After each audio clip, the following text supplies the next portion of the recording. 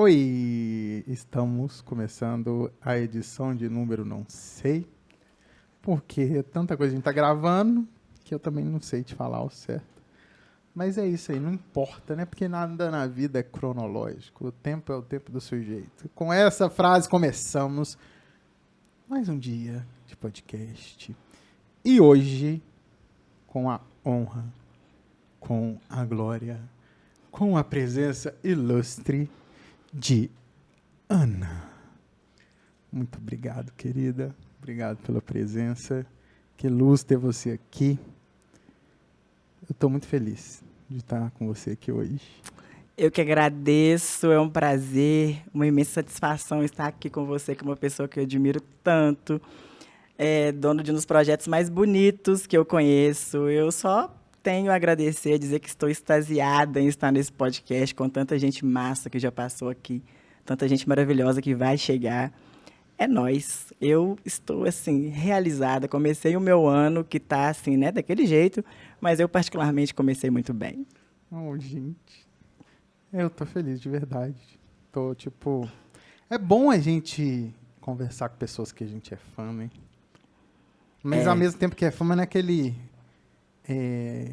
eu sou seu fã, mas não sou seu fã, sabe?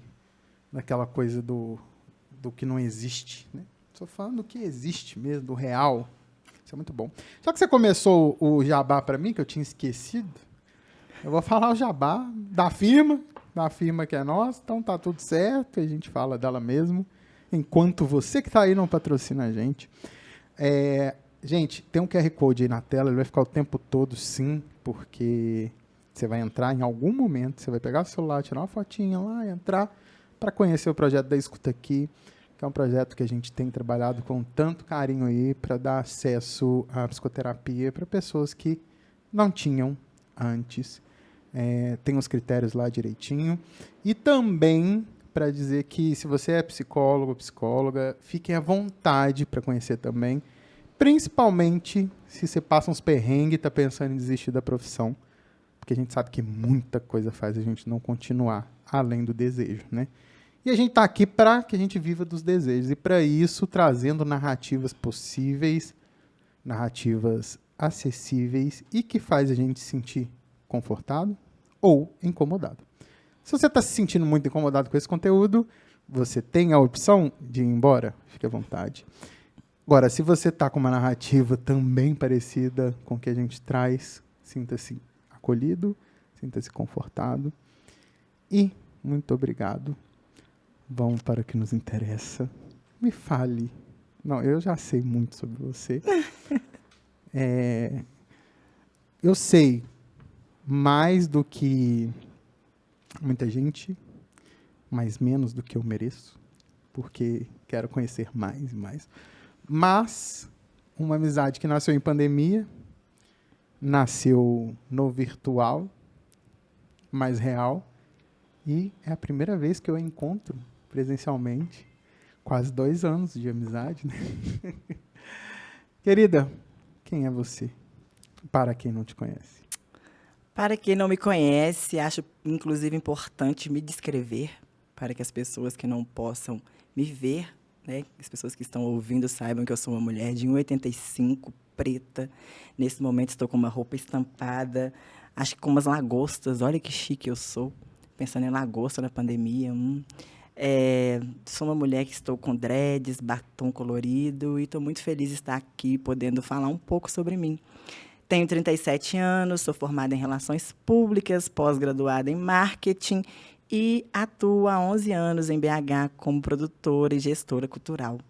E acho que a minha grande missão nessa vida, se é que eu já posso dizer que eu encontrei minha missão, porque a gente está sempre em busca dela, mas uma das coisas que me dá muito prazer é fazer pontes, me conectar com pessoas, ouvir histórias diferentes, entender a dor do outro, entendendo a dor do outro, eu consigo entender a minha também. Então, é um prazer estar aqui. É isso, né? A minha dor me trouxe até você. E a minha dor, junto com a sua dor, acabou me curando. E eu posso dizer que o seu projeto é um projeto maravilhoso, porque eu também sou acolhida por esse projeto social que salva vidas. E no momento que escuta o teu me deu o braço, me deu a mão, me deu o pé, me deu o corpo todo. Eu pude me sentir uma mulher preta, sinceramente cuidada, né? Que é uma coisa também que nós não podemos ter. Então, fazer terapia, pessoas pretas, ainda é uma possibilidade muito distante. E ter o Escuta o Teu aqui me dando essa força para que eu pudesse, inclusive, sobreviver no momento de terapia, né, no momento de pandemia, com uma terapia que eu jamais imaginei que fosse possível, foi transformador na minha vida. Se hoje eu estou aqui de batom feliz, eu posso dizer que Escuta o Teu tem muita responsabilidade nisso. Então, assim, é claro que eu viria fazer o podcast, é claro que eu pularia se você falasse que era para eu pular, porque eu acho que são essas pontes mesmo que consolidam o ser humano e que fazem a vida valer a pena. Então, esse virtual que agora é real, que sempre foi, né? Porque a gente já se falou por telefone tantas vezes. Eu tenho um cavaquinho do Matheus, que inclusive vou retornar às aulas, porque o cavaquinho também me trouxe muita coisa. Mas, assim, é só gratidão por estar aqui e poder falar um pouco da minha história nesse podcast que é muito foda. Eu não sei nem o que eu falo, pra falar pra vocês. Eu tô nocauteado de emoção aqui. Bom termo, né? Gente, Matheus é muito amor. Eu acho que todo mundo deveria conhecer o Matheus na vida. Todo mundo deveria ter um Matheus na vida, porque o Matheus é muito amor. Precisam conhecer de verdade, porque quem me apresentou você por um texto do Instagram foi a Érica. Ei, Érica, tá devendo aquela feijuca, tá? Boto fé. Inclusive, tem mais de 4 meses que eu não como nenhuma comida da Érica, isso está fazendo falta na minha vida, que são as mãos mais abençoadas que eu conheço, na atualidade, para fazer comida preta. E a Érica me apresentou você num post sobre corpo, né, em que eu falava dessa insatisfação de ser uma mulher preta padrão. Se é que se pode ser mulher preta padrão nessa sociedade medíocre que nós vivemos, né? Porque quando a gente vai falar de mulher preta padrão, a gente sabe que o corpo preto, inclusive, ele não segue, não obedece a um padrão. Tem mulheres que têm as nádegas muito grandes, que têm as nádegas muito pequenas, seios grandes, seios pequenos, e estamos todos dentro de um contexto de pessoas pretas livres para ter os corpos que precisam ter. E eu um dia estava muito cansada, porque na pandemia engordei e julgaram-me por não ter mais o corpo que eu tinha antes.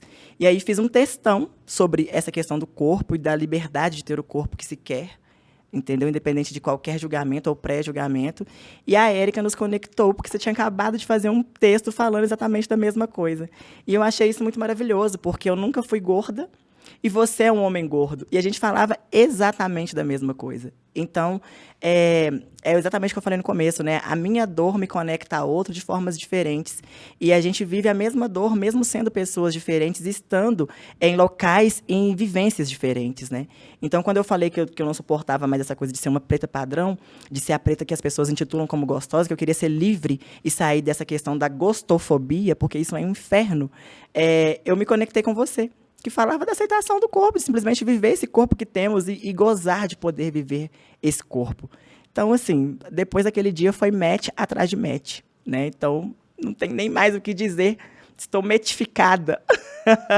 Ô, diretor, o que eu faço, velho? Tô sem palavra, cara. Pelo amor de Deus. Eu tô muito emocionado de estar aqui.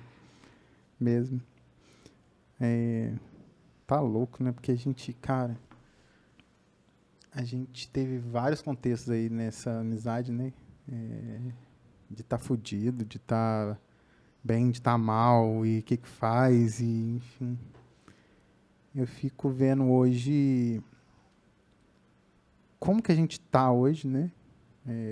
Em lugares de serem considerados como pessoas desejadas, né? Pelo menos, né, na questão conjugal, né? Como de fato a gente deve ser enquanto pessoa, né? É muito louco isso, né? Eu lembro que teve um dia que eu te liguei. Foi a época que eu acho que eu tava mais na merda possível, assim, tipo, sei lá, devia levantar da cama uma vez no dia, comer e voltar, entendeu? E a gente falou durante horas e horas, sei lá, quanto tempo foi. O Fator apareceu na ligação com a cara de mãe, desliga logo. Mãe, tô com fome. E como que, o que eu falei ali no início, né, a questão do tempo, ele não é cronológico, né? ele é um tempo simbólico, ele é um tempo do desejo de estar e de estar presente, de ajudar, independente de quanto tempo ficou, de quanto tempo que se conhece, ou qualquer coisa do tipo. Escutar isso de você, para mim, é muito importante, porque isso dá força para que a gente siga no combate, né? No combate de um lugar que seja um lugar que a gente possa estar, né? Porque, de fato, é nosso, né? Em diversos recortes, passa por isso, assim. Estou embargado. A verdade é essa. E sim, você pode ficar embargado na sua vida, emocionado, qualquer coisa, porque faz parte disso. Bom, você trouxe um monte de questões, né, que a sociedade fala o que a gente tem que ser, né? E a gente sabe que a gente teve que usar a questão da profissão, da educação, para a gente poder ser considerado em alguns lugares, né? Aqui no Brasil a gente tem muito isso. O que você faz? A gente já responde trabalho, né? A gente já responde estudo. Dito isso, a nossa audiência já sabe o que eu faço e já sabe o que você faz. Fala uma coisa. Se não fosse tudo que você tinha que fazer, o que você só ficaria fazendo? Nossa, isso é uma boa pergunta. Mas eu acho que eu ouviria música o dia todo. Eu comeria todas as coisas que eu gostaria de comer e que são caras e que engordam e que são ruins para a saúde, porque ainda tem isso, né? Tudo que eu gosto é ilegal, é imoral ou engorda. Eis uma verdade. Mas eu acho que eu ouviria música o dia todo. Se eu não trabalhasse com produção cultural, eu seria, de repente, uma diretora musical, uma produtora musical. Eu gosto muito de música, eu acho que a música salva. A música me salvou muito na pandemia também. Você também trouxe um monte de coisa aí que é muito legal falar sobre o que a sociedade nos designa e como a gente fica mal quando a gente não consegue corresponder isso, né? E como a gente fica mal também quando a gente quebra esses padrões, porque também é difícil quebrar. Também é difícil acreditar num sonho, por exemplo, seu trabalho, e persistir nesse trabalho. Principalmente quando se tem uma função social muito grande, né? Então, quando eu resolvi fazer produção, eu caí na produção meio porque eu estava apaixonada pelo enredo da produção. Eu queria saber como era estar atrás realizando coisas. E tem uma satisfação muito grande por estar na produção, mas é complicado também estar na produção, porque existe uma bolha no nosso mercado, que só algumas pessoas atuam. Eu sou uma pessoa privilegiada por estar nessa bolha, e isso é muito doido falar, né? Porque eu, enquanto mulher preta, mãe solo, ter algum privilégio é difícil, né? Porque mulher preta, mãe solo, não tem nenhum privilégio. Mas eu posso dizer que eu tenho um privilégio de ter trabalho, né? Então, se eu não fosse produtora, se eu não tivesse nessa vida correria que é... A gente se falou muito na pandemia, porque a pandemia foi um tempo que não tinha trabalho, que eu podia, inclusive, falar com as pessoas, né? Porque o meu trabalho, ele me inibe disso, sabe? Eu falo com as pessoas no campo, mas eu não posso ficar ao telefone falando com as pessoas, contando como é a vida e trocando ideia. Tem grandes amigos que eu não vejo há 6, de repente 1 ano, sabe? Não só por causa da pandemia, mas porque eu não tenho tempo mesmo para ligar, para falar. Então, eu acho que o trabalho também, apesar de muito nobre, porque é nobre, ele que traz o nosso sustento, ele também pode nos adoecer. E eu, se não tivesse entrado nessa questão da produção hoje, eu faria uma parada que só me dá prazer mesmo, sabe? Que, tipo, a produção me dá prazer, mas ela me dá trabalho, ela me dá dor de cabeça, ela me dá paranoia. Ela já me levou muito, muito para cima, já me levou muito para baixo, já me trouxe muitos amigos, já me trouxe muitos inimigos. Eu sou uma pessoa que posiciono, eu falo quando tem que falar, e isso é problemático. Falar o que tem que falar ou não falar também é problemático. Então... para as pessoas que não querem ouvir, né, Matheus? É problema deles, né? Tem um tal de mimimi, e aí eu sou uma pessoa que fala de racismo toda hora, porque a gente que é preto está vivendo racismo todo dia, então eu sou uma pessoa que sempre fala de racismo. E aí tem pessoas pretas no próprio meio da produção que falam, pô, mas isso aí é mimimi, você fala demais, entendeu? Fiz uma pesquisa, uma enquete, a galera fala que isso aí que você está falando não tem ligação nenhuma, porque você fala demais, toda hora você fala muito. Nossa, vamos parar de falar de racismo.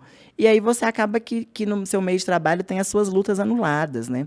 ou as suas lutas não tão valorizadas quanto você gostaria, sendo uma mulher, sendo preta, sendo mãe. Então, eu gostaria, se pudesse, de fazer uma coisa que só me desse prazer mesmo, assim. Não uma coisa, mas várias coisas. E aí eu ouviria música. Ouviria, tipo assim, eu tenho descoberto muita música que eu não fazia noção de que existia. E isso também tem trazido outras possibilidades, outras conexões, né? Na própria fortaleza de enquanto mulher preta mesmo, assim, tem me levado para uma ancestralidade muito mais profunda do que eu imaginava. Então, comeria tranquila, dia todo, dormiria, que é uma outra coisa que a gente também não faz muito, né? Porque se a gente não está trabalhando, a gente está com as noias, e as noias impedem que a gente durma. E ouviria música plena, o dia todo. E faria umas outras coisas mais, porque eu não sei se eu posso falar aqui, que são coisas para além de 18 anos. Mas faria também, né? Porque eu acho importante a gente estar bem transado, entendeu? Bem realizado. Porque isso também é energia vital, né? E se a gente quer estar bem, a gente precisa de energia vital e tem que movimentá-la em todas as formas, com todos os 5 sentidos. Então, eu faria isso. Olha, gente, comeria, dormiria, ouviria música, transaria. Faltou uma para dar 5, né? Essa eu não vou falar, vou deixar vocês pensarem aí o que eu poderia falar. Surpresa. Segredos. Maravilhosa, cara. Ai, velho, eu tô, tipo assim... Parece que... Gente, eu tô aqui fazendo assim, ó, porque a Fatu, só interrompendo, ela tá me falando quando eu falo muito e quando eu falo pouco. A Fatu é minha assistente, minha filha, tá aqui falando que eu tô fazendo assim, ó, pra quem tá vendo o vídeo aí, é porque ela tá, ó. É a produtora. É minha produtora, já falou demais, entendeu? Mamãe, menos. Então não achem quem tá assistindo aí, quem tá vendo, que eu tô fazendo assim, ó. Entendeu? Que eu tô maluca, é pra Fatu que tá aqui. Olha, várias coisas na cabeça, várias coisas. Os convidados que vêm aqui, às vezes, comentam: caramba, eu não tinha pensado nisso e tal. Aí eles ficam um tempo, tipo, refletindo e tal. Eu tô sendo eles agora, assim. Então, por favor. O FBC falou: Matheus, você tem que ser entrevistado pelos seus convidados. Claro que tem. Você é um cara que tem bagagem para um cacete. Tem que ser convidado não mesmo. tem bagagem. Tem que ser convidado para o seu próprio programa, entrevistado por você e por outra pessoa. E tem que trazer à tona isso tudo que está aí dentro, que te motiva a fazer um podcast, que te motiva a fazer projeto social. Você é muita coisa. Se você está embasbacado, eu acho que está embasbacado porque eu falo para um caralho. E eu, além de tudo, sou muita informação, né? Muito grande, muito colorido. Então, também isso você fala assim, ai, meu Deus, e agora? Eu sei porque isso acontece. Não, e agora não. E, meu Deus, que maravilha.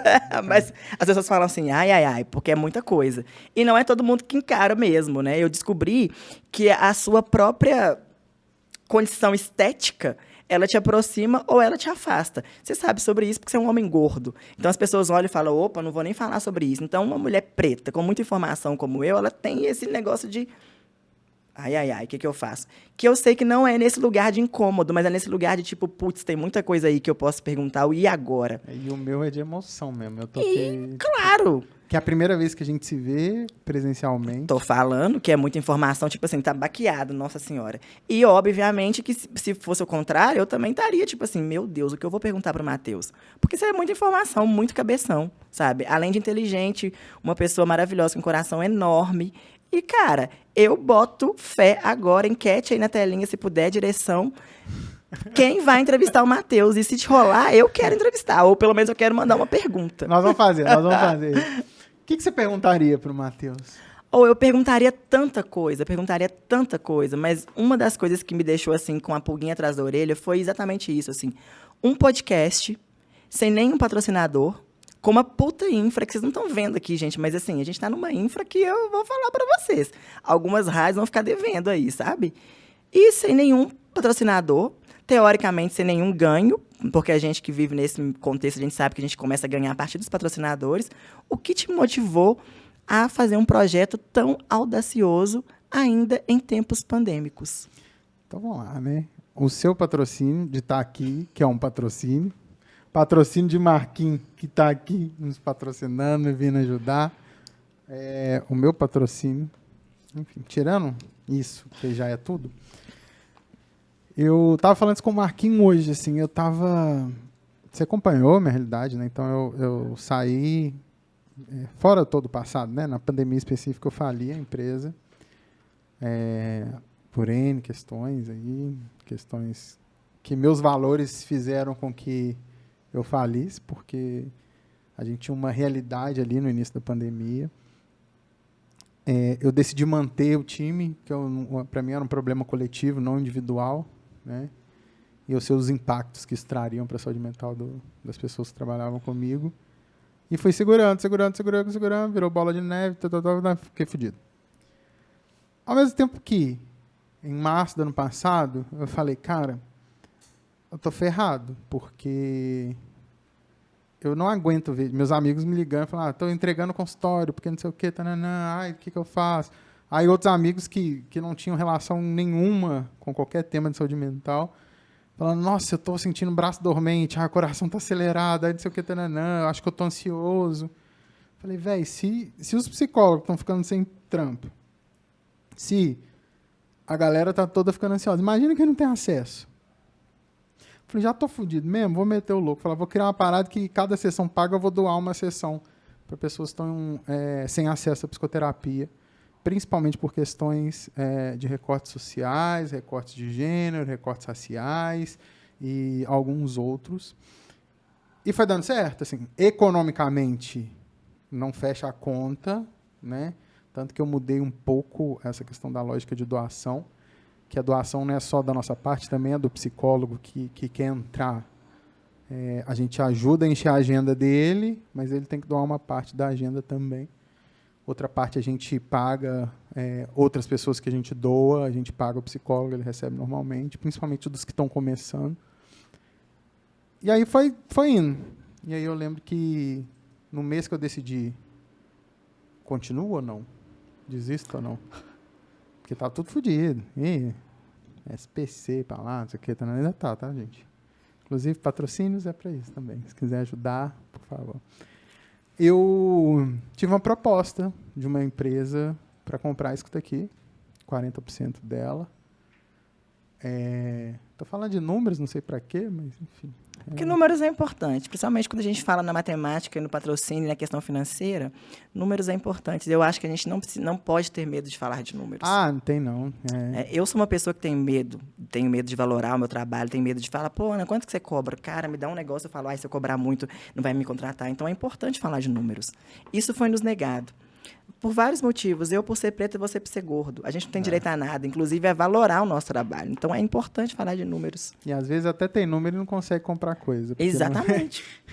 Aí, essa empresa é a Eduz, uma empresa muito legal, assim, tem sido bem, bem bacana. Empresa que acolheu, a empresa que falou, olha, eu quero tá junto no jogo mesmo, né? Então, não vou fazer igual os outros investidores, coloca, tipo, pega 15% da empresa, e não, quero estar no jogo, assim, sabe? Junto com vocês. E aí foi super legal, né? Fiz isso tudo para falar que eu tinha algumas opções depois de quitar minhas dívidas pessoais, né? Que foram muitas, inclusive, e com a dívida com as pessoas que eram, né, da empresa, de alguma forma, fornecedor, que era pessoa física, qualquer coisa assim. Resolvi fazer isso no momento que eu fiz. Falei, opa, sobrou uma grana. Será que eu compro um carro? Põe na poupança? Compro criptomoeda? Como não sei o quê? Então, eu falei, quer saber? A gente falou disso umas 5 vezes hoje. Eu vou comprar o quê? Um microfone e uma câmera, né? E vou investir nisso porque eu ainda tenho plena convicção que a saúde mental não é um tema que chega onde tem que chegar, principalmente, sabe? E aí com câmeras boas, tá, gente? Tudo filme em 4K, microfone bom, fone bom, tá tudo, tela, até curvas, né? Ele é chique, gente. Eu gosto de aparato. E tem, viu? E tem. E aí eu falei, cara, vou investir nisso, né? Que parte de um hobby, parte de um trabalho, parte de uma missão, né? Quando eu trago a escuta, tanto no projeto da Escuta Aqui, quanto o Escuta o Teu, é porque, para mim, escutar é diferente de ouvir, sabe? Escutar é ouvir com atenção. Né? E aí, quando tem um escuto teu, cara, pode ser teu coração, pode ser teu cérebro, pode ser teu o que for. Né? Como que se de fato eu fosse um veículo aí para fazer essa conexão, sabe? Eu tenho noção clara hoje, né, do que eu carrego de possibilidades e eu posso fazer com que vozes que já existem, né? Eu até falei com uma convidada no último que a voz já existe, né? Não cabe a mim dar a voz. Eu acho que isso é uma questão muito senhorio, né? Muito presunçosa, né? Vou te dar. Aqui na empresa a gente dá a voz. Dá a voz, cara. Não dá a voz pra ninguém, não. A voz já tá lá. Agora, assim, se eu consigo fazer com que essa voz chegue em lugares que ela não chegaria facilmente, cara, vem cá, né? E aí resolvi criar isso aqui, na cara, na coragem. Não tô com carro, nem tô com criptomoeda, nem tô com nada, mas tô com o mic na mão, né?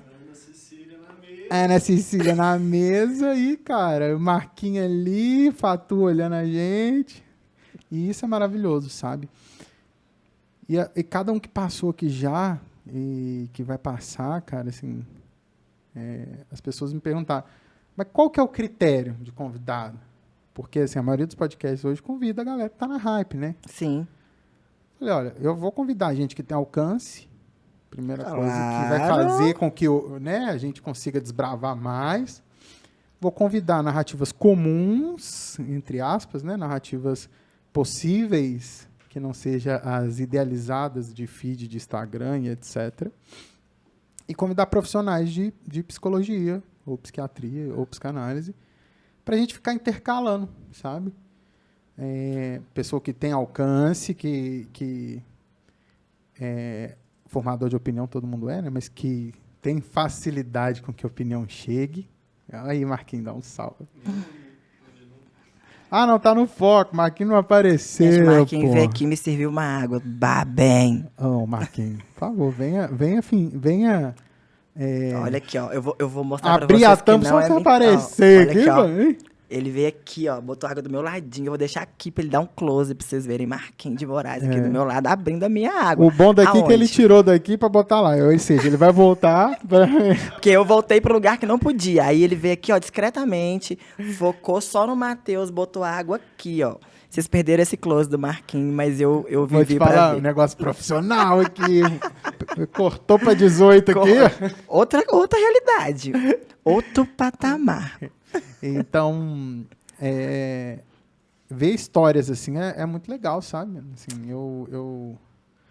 na verdade, eu nem sei para que eu tô fazendo, mas eu tô fazendo e tá tudo maravilhoso. Isso aí é o que me faz te admirar mais, assim, porque é uma pergunta que a gente faz. Eu conheço a sua história, eu sei que você passou por momentos financeiros complicados. E hoje eu fui convidada para falar sobre saúde mental, inclusive, né? Eu acho que eu já falei tanta coisa, mas não falei nada sobre saúde mental até agora, tudo, né? Não sei. Talvez, quem sabe.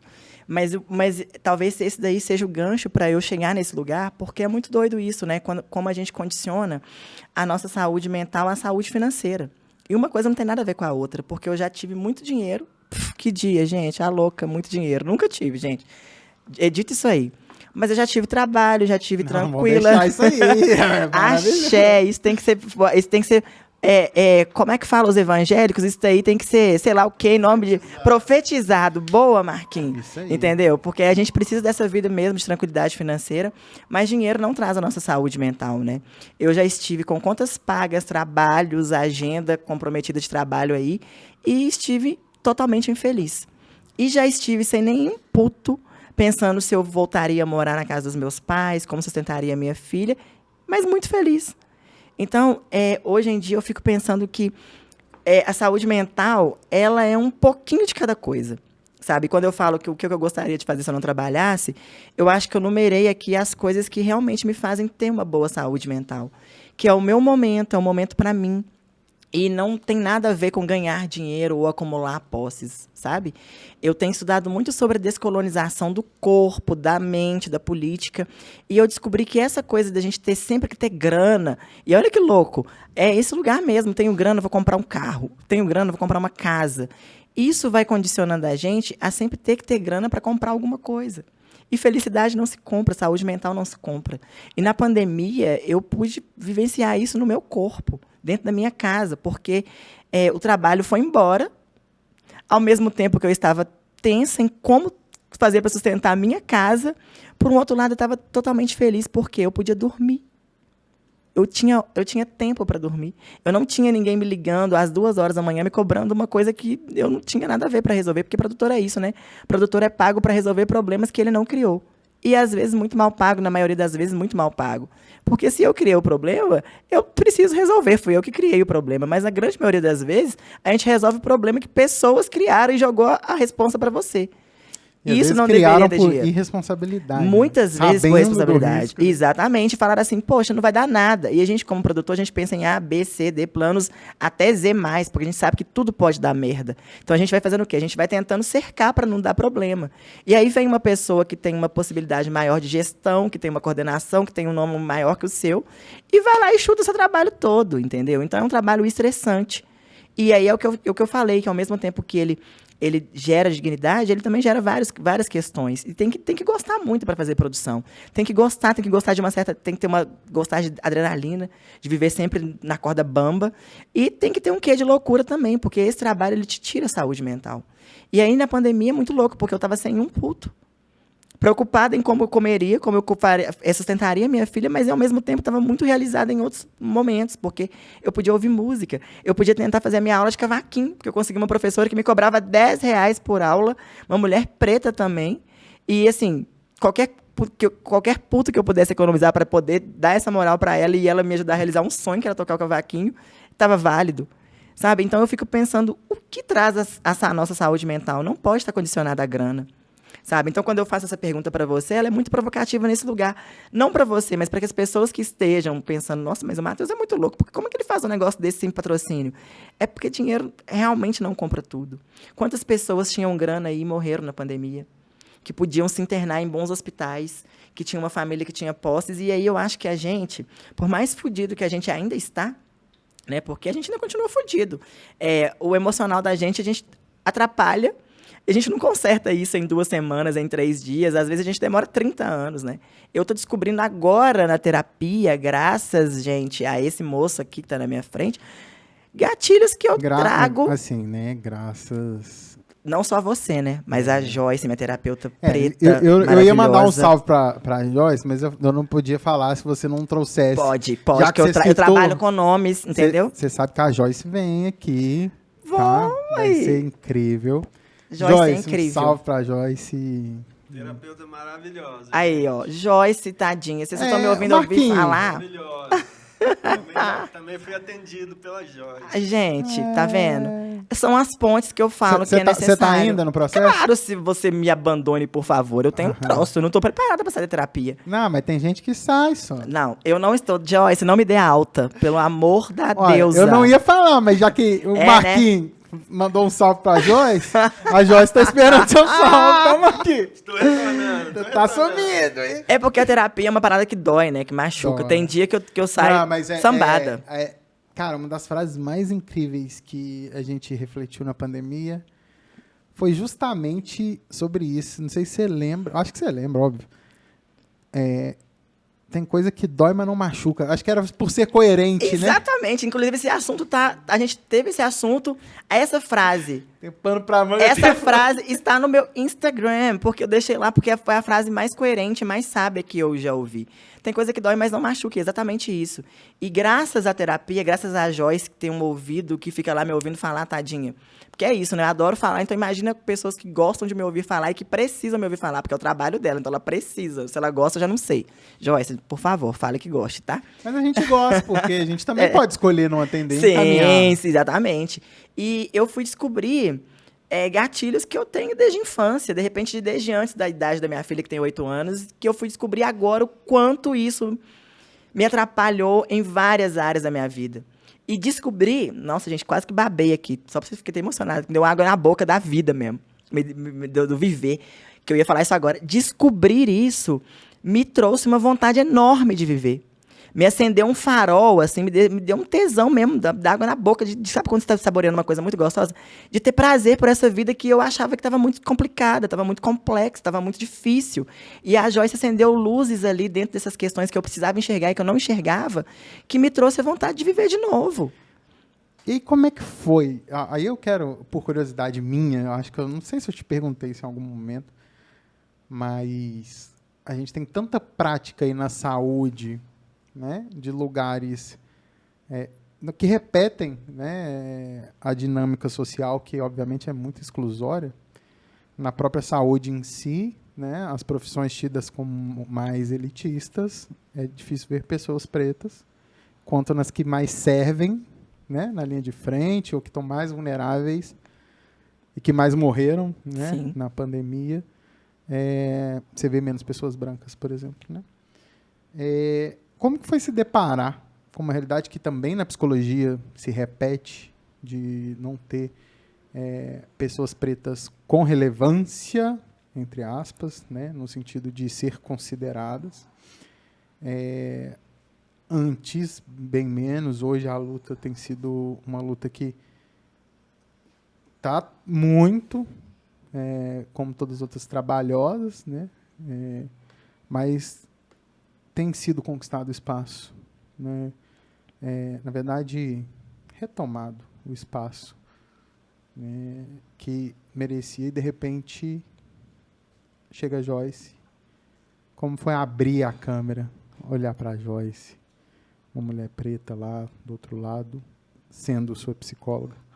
Assim, eu venho, inclusive, antes de falar da Joyce, que eu amo, e vou descascar aqui todas as frutas que eu puder em prol da Joyce, fazer uma salada de fruta e entregar para ela. Porque Joyce é foda, mas antes disso eu vou fazer um parênteses, assim. Porque eu falo muito de racismo, mas eu falo sobre o racismo, inclusive provocando novas narrativas. Eu nunca morei em periferia, eu nunca passei fome, eu sei que eu tenho irmãos que vivem uma vida muito menos privilegiada e muito mais à margem do que eu. Porém, enquanto mulher preta, eu sei o que é sofrer racismo e eu sei o que é estar à margem. Porque, como eu disse, eu tenho irmãos que vivenciam isso. Se o meu irmão vivencia isso, eu também sinto essa mesma dor. Porque é uma dor unicamente pela cor da sua pele, nada mais que isso. Então, toda vez que eu falo sobre racismo, eu falo também de um futuro, né? Eu falo de uma quebra dessa narrativa estrutural, social que a gente tem, que é doentia.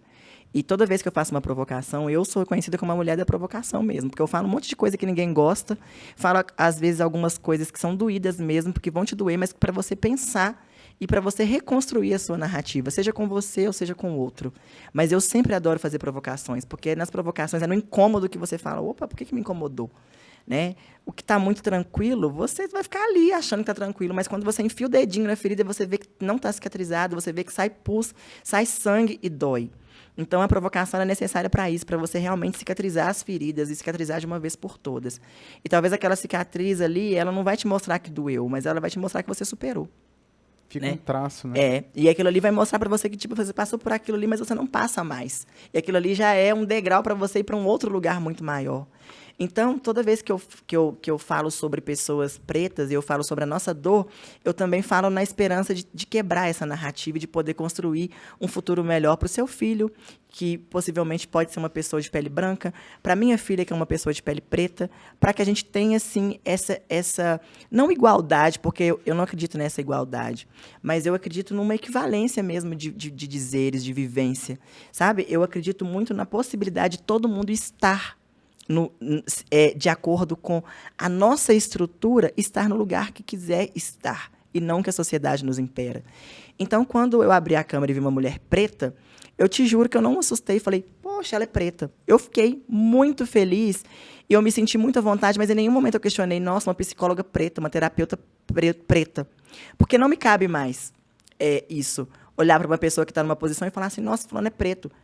Para mim, fulano é preto e isso é totalmente aceitável. Não me compete mais pensar, nossa, fulano é médico e preto. Sabe? Porque eu acho que enquanto eu, uma mulher preta, ficar nesse pensamento de tipo assim, nossa, uma terapeuta preta, eu estou indo contra a minha própria luta. Porque é normal, é comum e vai acontecer a partir de agora, cada vez mais, termos advogados, juízes, terapeutas, médicos, faxineiros, o que você quiser ser e o que você puder ser, branco ou preto. E preto ainda mais. Porque nós estamos agora reconquistando o que foi nosso. Então, eu não gosto de me espantar quando eu estou no lugar de poder e vem uma pessoa preta falar comigo nesse lugar de poder. E eu não tenho esse pensamento, ou pelo menos procuro não produzir esse pensamento, tipo, nossa, fulano é preto. Não. Porque eu acho que quando eu faço isso, eu retomo esse discurso de que fulano preto ele não podia estar ali. Por que eu estou espantada porque fulano é preto e está ali? Sabe? Não. Fulano pode estar ali, ele deve estar ali. Fulano nasceu para ocupar o lugar que ele quer ocupar. Sabe? Agora, eu acho muito interessante quando a cadeia se inverte. Quando eu chego num lugar, por exemplo, e que tem um faxineiro branco. Eu acho isso engraçado. Desculpem pessoas brancas, mas eu acho isso engraçado. Porque nessa cadeia estrutural e nesse susto que eu deveria ter, é normal o quê? É normal o faxineiro ser preto. As pessoas que estão na base da pirâmide serem pretas. E aí, quando você vê uma pessoa que é preta que não está na base da pirâmide, você fala assim, nossa, meu Deus, o que está acontecendo? O que está acontecendo é que nós viemos mesmo retomar o que é nosso, como você bem falou. Sabe? E o que nos difere da pessoa branca é somente a cor da pele. E essa estrutura de merda que a gente vive que nos coloca cada vez mais à margem. Então, eu, enquanto pessoa preta, tentando fazer pontes e conexões, tentando falar sobre um futuro de ascensão, principalmente pensando no meu legado, né, na minha filha que está aí, eu não me assusto mais. E quando eu me assusto, eu falo, opa, por que eu estou tendo esse pensamento tão escravocrata, tão preconceituoso? Então, quando eu abri a câmera e vi Joyce, eu me deleitei. Sabe? Falei, uma mulher como eu. E pensei, vou poder falar dos meus problemas femininos de mulher preta para mulher preta. Olha que maravilha. Essa clínica da representatividade, né? Porque eu falo muito isso quando eu tenho paciente gordo, por exemplo, ou tem alguém que eu estou supervisionando que tem paciente gordo. O quanto que tem coisa que não precisa ser falada ali, sabe? E talvez, para o meu supervisionando magro, escutor de um paciente gordo, ele nunca vai ter uma compreensão. Não, isso é verdade. Assim. Eu já fiz terapia com um homem branco, burguês e da terceira idade. Eu ficava ali falando, eu fiz terapia com ele 3 meses, eu ficava ali falando, eu olhava para a cara dele e entendia que ele estava ali para nada.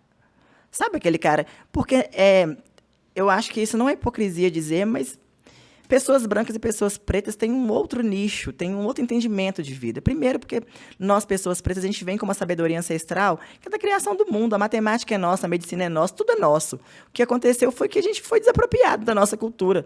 Alguém que tinha mais poder, que tinha armas e que julgou que era mais forte que a gente, foi ali, invadiu e tomou. E subjugou a gente. E no nosso entendimento de coletivo, no nosso entendimento de comunidade, nós não revidamos, porque nós não vamos fazer isso da mesma forma que o colonizador faz. A gente tem outras formas de mostrar que isso é nosso. E agora o que está acontecendo é que nós estamos mostrando. Então, Joyce, sendo a minha terapeuta, estando num lugar que ali eu sou a paciente, que ela é a médica, né? Ela quem me medica, isso só me faz gozar, sabe? Porque eu acho que é aquele lugar que ela deveria estar. Uhum. Assim mesmo, quando eu vou ao dentista, meu dentista é preto, eu abro a boca e falo, cuida aí do que você entende, sabe? E eu adoro fazer isso e adoro, por exemplo, conversar com pessoas que não têm a pele preta, como você, que é um homem branco, mas que sente a minha dor e que tem empatia. Por vivência, não. Porque você simplesmente tem um ouvido aberto, que, né, você tem seus projetos que se chama escuta, que existe realmente uma diferença entre ouvir, entender e escutar. E, né, você tem a escuta aberta, que transforma tudo, porque a partir do momento que você quer escutar, você entende a complexidade do sistema, e aí, a partir do momento que você entende a complexidade do sistema, você entende que tem alguma coisa errada no sistema, e você vai querer mudar esse sistema. Então, eu sou um pouco mais radical. Eu tenho vários amigos brancos, e todo dia eu aponto, eu falo sobre o antirracismo, né, porque todo mundo quer ser antirracista. No Instagram, nas redes sociais, é maravilhoso. Na prática, é uma outra parada. Na prática, ser antirracista é isso que você está fazendo. Né? Me colocar, eu, enquanto uma mulher negra, ser atendida por outra mulher negra e, inclusive, possibilitar que uma mulher negra tenha emprego numa clínica onde, de repente, se fosse uma clínica de outras pessoas brancas, ela não teria. Porque ela é jovem, porque ela é preta, sempre tem uma desculpa. Mas a gente sabe, na verdade, que é uma estrutura social. Então, eu fico muito confortável em conversar com pessoas pretas e brancas que têm o entendimento da minha dor. Principalmente quando essa pessoa branca também, ela vem de um outro lugar que também não é aceito na sociedade, que também vem de uma estrutura falha. Porque aí a gente vai falar, a gente vai abrir um leque para vários nichos, né? A gente vai abrir um leque não só para as pessoas pretas, mas a gente vai abrir um leque para as pessoas gordas, para as pessoas do LGBTQIA+. tudo que não é europeizado, que é branco, higienizado, causa uma estranheza. E essa estranheza não é mais possível na sociedade de hoje, porque a gente está retomando o nosso poder. A gente está refazendo o direito de amar. A gente pode entender e querer amar uma pessoa como a gente, como o outro, sabe? A gente pode estar nos lugares que foram negados, e a gente vai fazer e vai causar possibilidades para chegar nesse lugar. Então, uma pessoa preta, ser atendida por uma pessoa preta, ou uma pessoa branca, ser atendido por uma pessoa branca gorda, sabe? Tipo assim, caralho, é possível? É possível. E isso não pode nos causar estranhamento, sabe, Matheus? Não, eu acho que não existe mais, nesse momento, a gente estranhar uma pessoa preta em ascensão. A gente estranhar uma pessoa gorda tendo uma relação conjugal e sendo amada por uma pessoa magra. Olha que legal! Entendeu? Então, quando eu vejo você que uma pessoa gorda sendo amada por uma mulher magra... Sem ser um empresário. Exatamente, você tem dinheiro para ter que comprar esse amor, né? Porque parece também que tudo que a gente tem, parece que mas é porque é uma coisa muito doida. É por isso que eu tô falando sobre saúde mental. Que parece que tudo que a gente tem é condicionado a dinheiro. Você poderia ser amado por uma mulher branca, gata, mas você deveria ter dinheiro. Para quê? Para comprar o amor dessa mulher. Não é? Não é estranho? Por isso que saúde mental não tem nada a ver com grana. Sabe, saúde mental e pequenos prazeres da vida tem a ver com condicionamento mesmo, tem a ver com a sua aceitação no espaço político que você vive, sabe? E aí, quando... porque, assim, eu tenho na minha cabeça, assim, mais ou menos o momento de quando eu me assustei com afeto. Que hoje eu já não me assusto mais. Mas, no início, eu falei... Opa, posso receber carinho? Opa, posso... Que é isso? O que está rolando e tal? A sua vivência e seu relato é um relato que demandou muito trabalho, né? Não, até hoje. Todo dia quebrando ideias estruturais que estão aqui, que os meus pais colocaram em mim, porque eles vieram criados num sistema preconceituoso e eles repetiram esse racismo sem saber que estavam repetindo, né? Eu tô com essa roupa estampada aqui, mas é muito engraçado que hoje em dia eu falo, caralho, dei uma volta mesmo. Porque, assim, antigamente não usaria. Não usaria porque lá na minha casa preto não podia usar amarelo e vermelho. Era impossível, porque isso era coisa de gente que era de gente branca. Meu pai falava comigo que eu não podia usar, porque óculos escuro, óculos de sol, tem dificuldade de usar até hoje. Por quê? Porque meu pai me disse que isso era coisa que eu não podia fazer, porque preto que usa óculos escuro é preto metido.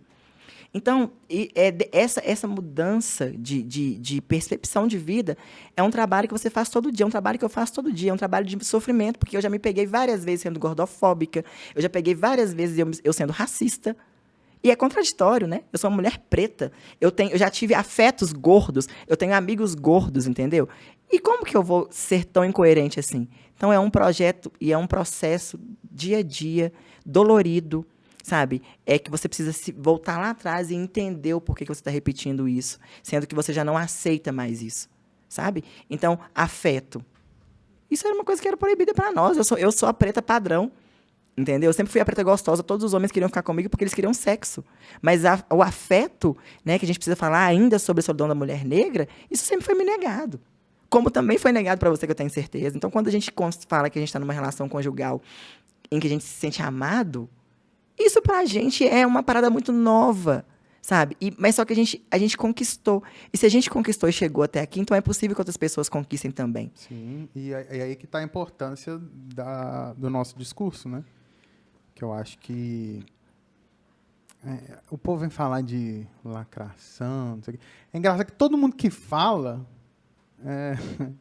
que eu escutei hoje aqui, a questão lá do mimimi, né? Como é que foi, Marquinhos? Você lembra? Que falou, acho que foi a Tef que falou, né? O Edu, não sei, falando que o mimimi, a definição que ele viu aqui, né? Que é a dor... É alguém falando da dor que não dói nele, né? Da dor que não sente. Então, assim, eu falo muito que... Eu até coloquei um post um dia falando que para mim é uma pessoa que não vive do que ela reclama, né? Então, uma pessoa que reclama falando que é mimimi, ela não está vivendo o que ela está colocando de mimimi. E se viveu, acha que a exceção é a regra, né? Então, tipo... Então, assim, volta a dizer, se você está nesse vídeo achando que é lacração, que é isso, aquilo, ó, Vai na fé, irmão. Valeu. Dá bloco aí, dá unlike e fica tudo certo. Aí eu lembro que a Vivian fez uma transição de carreira, né? E eu conheci ela, né, através da psicologia. E ela falou: amor, como é que é para você começar com alguém, né, um relacionamento, alguém que está começando a carreira do zero? Aí eu olhei para ela, fiquei uns 2 minutos rindo, assim. Sabe de nada. Eu conheci ela na pandemia, eu falei: e para você, como é começar um relacionamento com alguém que está começando do -1000? Falei todo fodido. E eu estava trocando ideia com a Brenda, que veio aqui. Inclusive, foi um podcast super legal. Maravilhosa. Fiquei fã da Brenda, já estou, inclusive, seguindo Brenda, porque Brenda traz muita vivência da mulher que sempre é negada em algum lugar. E ela trouxe a questão, inclusive, que de uma certa forma esbarra também, na questão da objetificação, né, sexual, principalmente, né, da disponibilização, né. E eu falei com a Brenda, eu falei, cara, de uns 2 anos para cá, na hora que eu começo mesmo, não, 2 anos antes da pandemia, 4 agora, quando eu começo, de fato, usar ali meu Instagram como uma ferramenta de ser humano, igual vários podem usar, ou seja, uma praia com a barriga de fora, ou uma foto olhando o mar ou a paisagem sem camisa e o cofrinho aparecendo, porque não tem jeito de não aparecer. Para quem é gordo e não tem bunda, igual eu, aparece, não tem jeito. Ou você vai usar o short aqui, ou você vai usar o short com o cofrinho aparecendo. Gente, legalizem o cofrinho. E aí, cara, depois disso, foi a primeira vez que eu fiquei, né, uns 2 anos da pandemia, eu fiquei com uma pessoa que chegou em mim. Eu falei, cara, um dia que eu fiz essa reflexão, eu falei para o meu analista, olha que loucura. Eu nunca tinha ficado com alguém que a pessoa tivesse chegado. Tipo assim, fala, oi, tudo bem? Nossa, você é bonito, ou você é legal, te quero. Isso para mim foi tão novo, foi muito estranho, assim, e foi... Aí eu fiz esse balanço na análise, tipo, cara, que custo que eu vivi isso tudo. Né? Fiquei com muita gente? Fiquei, mas a que custo? Né? Sim. Quantos nãos? Para chegar nesse sim, né? É exatamente isso que você está falando. É uma luta. E eu tenho certeza que todos os dias, ao se levantar da sua cama, você reconstrói essa sua história em 40 segundos. Porque também não é isso, né? A gente vive numa sociedade mal diagramada, como diz minha professora Asa Nigéria, ela fala que a gente vive num lugar mal diagramado, todo errado, tudo fora do lugar. E a gente está inserido nesse sistema errado. Então, automaticamente, a gente vai ter pessoas que vão pensar de uma forma errada do nosso lado, comungando com a gente ali diariamente. E se a gente não tiver muita certeza do que a gente quer, se a gente não tiver muita certeza de quem somos, o que queremos, principalmente para as gerações futuras, a gente volta a se mal diagramar. E se voltando mal diagramar, a gente volta a nos anular novamente. Seu corpo não vai ser aceito, a minha atitude não vai ser aceita. Eu lembrei de uma coisa aqui. Vou falar, é nosso, né? Então é nosso. Se não puder, a gente resolve aqui. Adoro. Eu lembro que a gente teve uma DR de amizade. DR no bom sentido, né? Quando eu falei que te amava. Sim. Lembra disso? Nossa, claro que eu lembro. Como é que foi? Gente, sabe por quê? Eu fico pensando, ainda mais eu que adoro apontar um dedinho. Apontei o dedo, mas descobri que tem 4 apontando para mim. Né? Então, eu sou uma pessoa de terreiro, eu sou uma pessoa do candomblé e da umbanda, e todo dia que eu vou ao terreiro, eu tomo um puxão de orelha de preto velho. Não tem um dia que eu saio do terreiro assim, oba, hoje eu saí tranquila.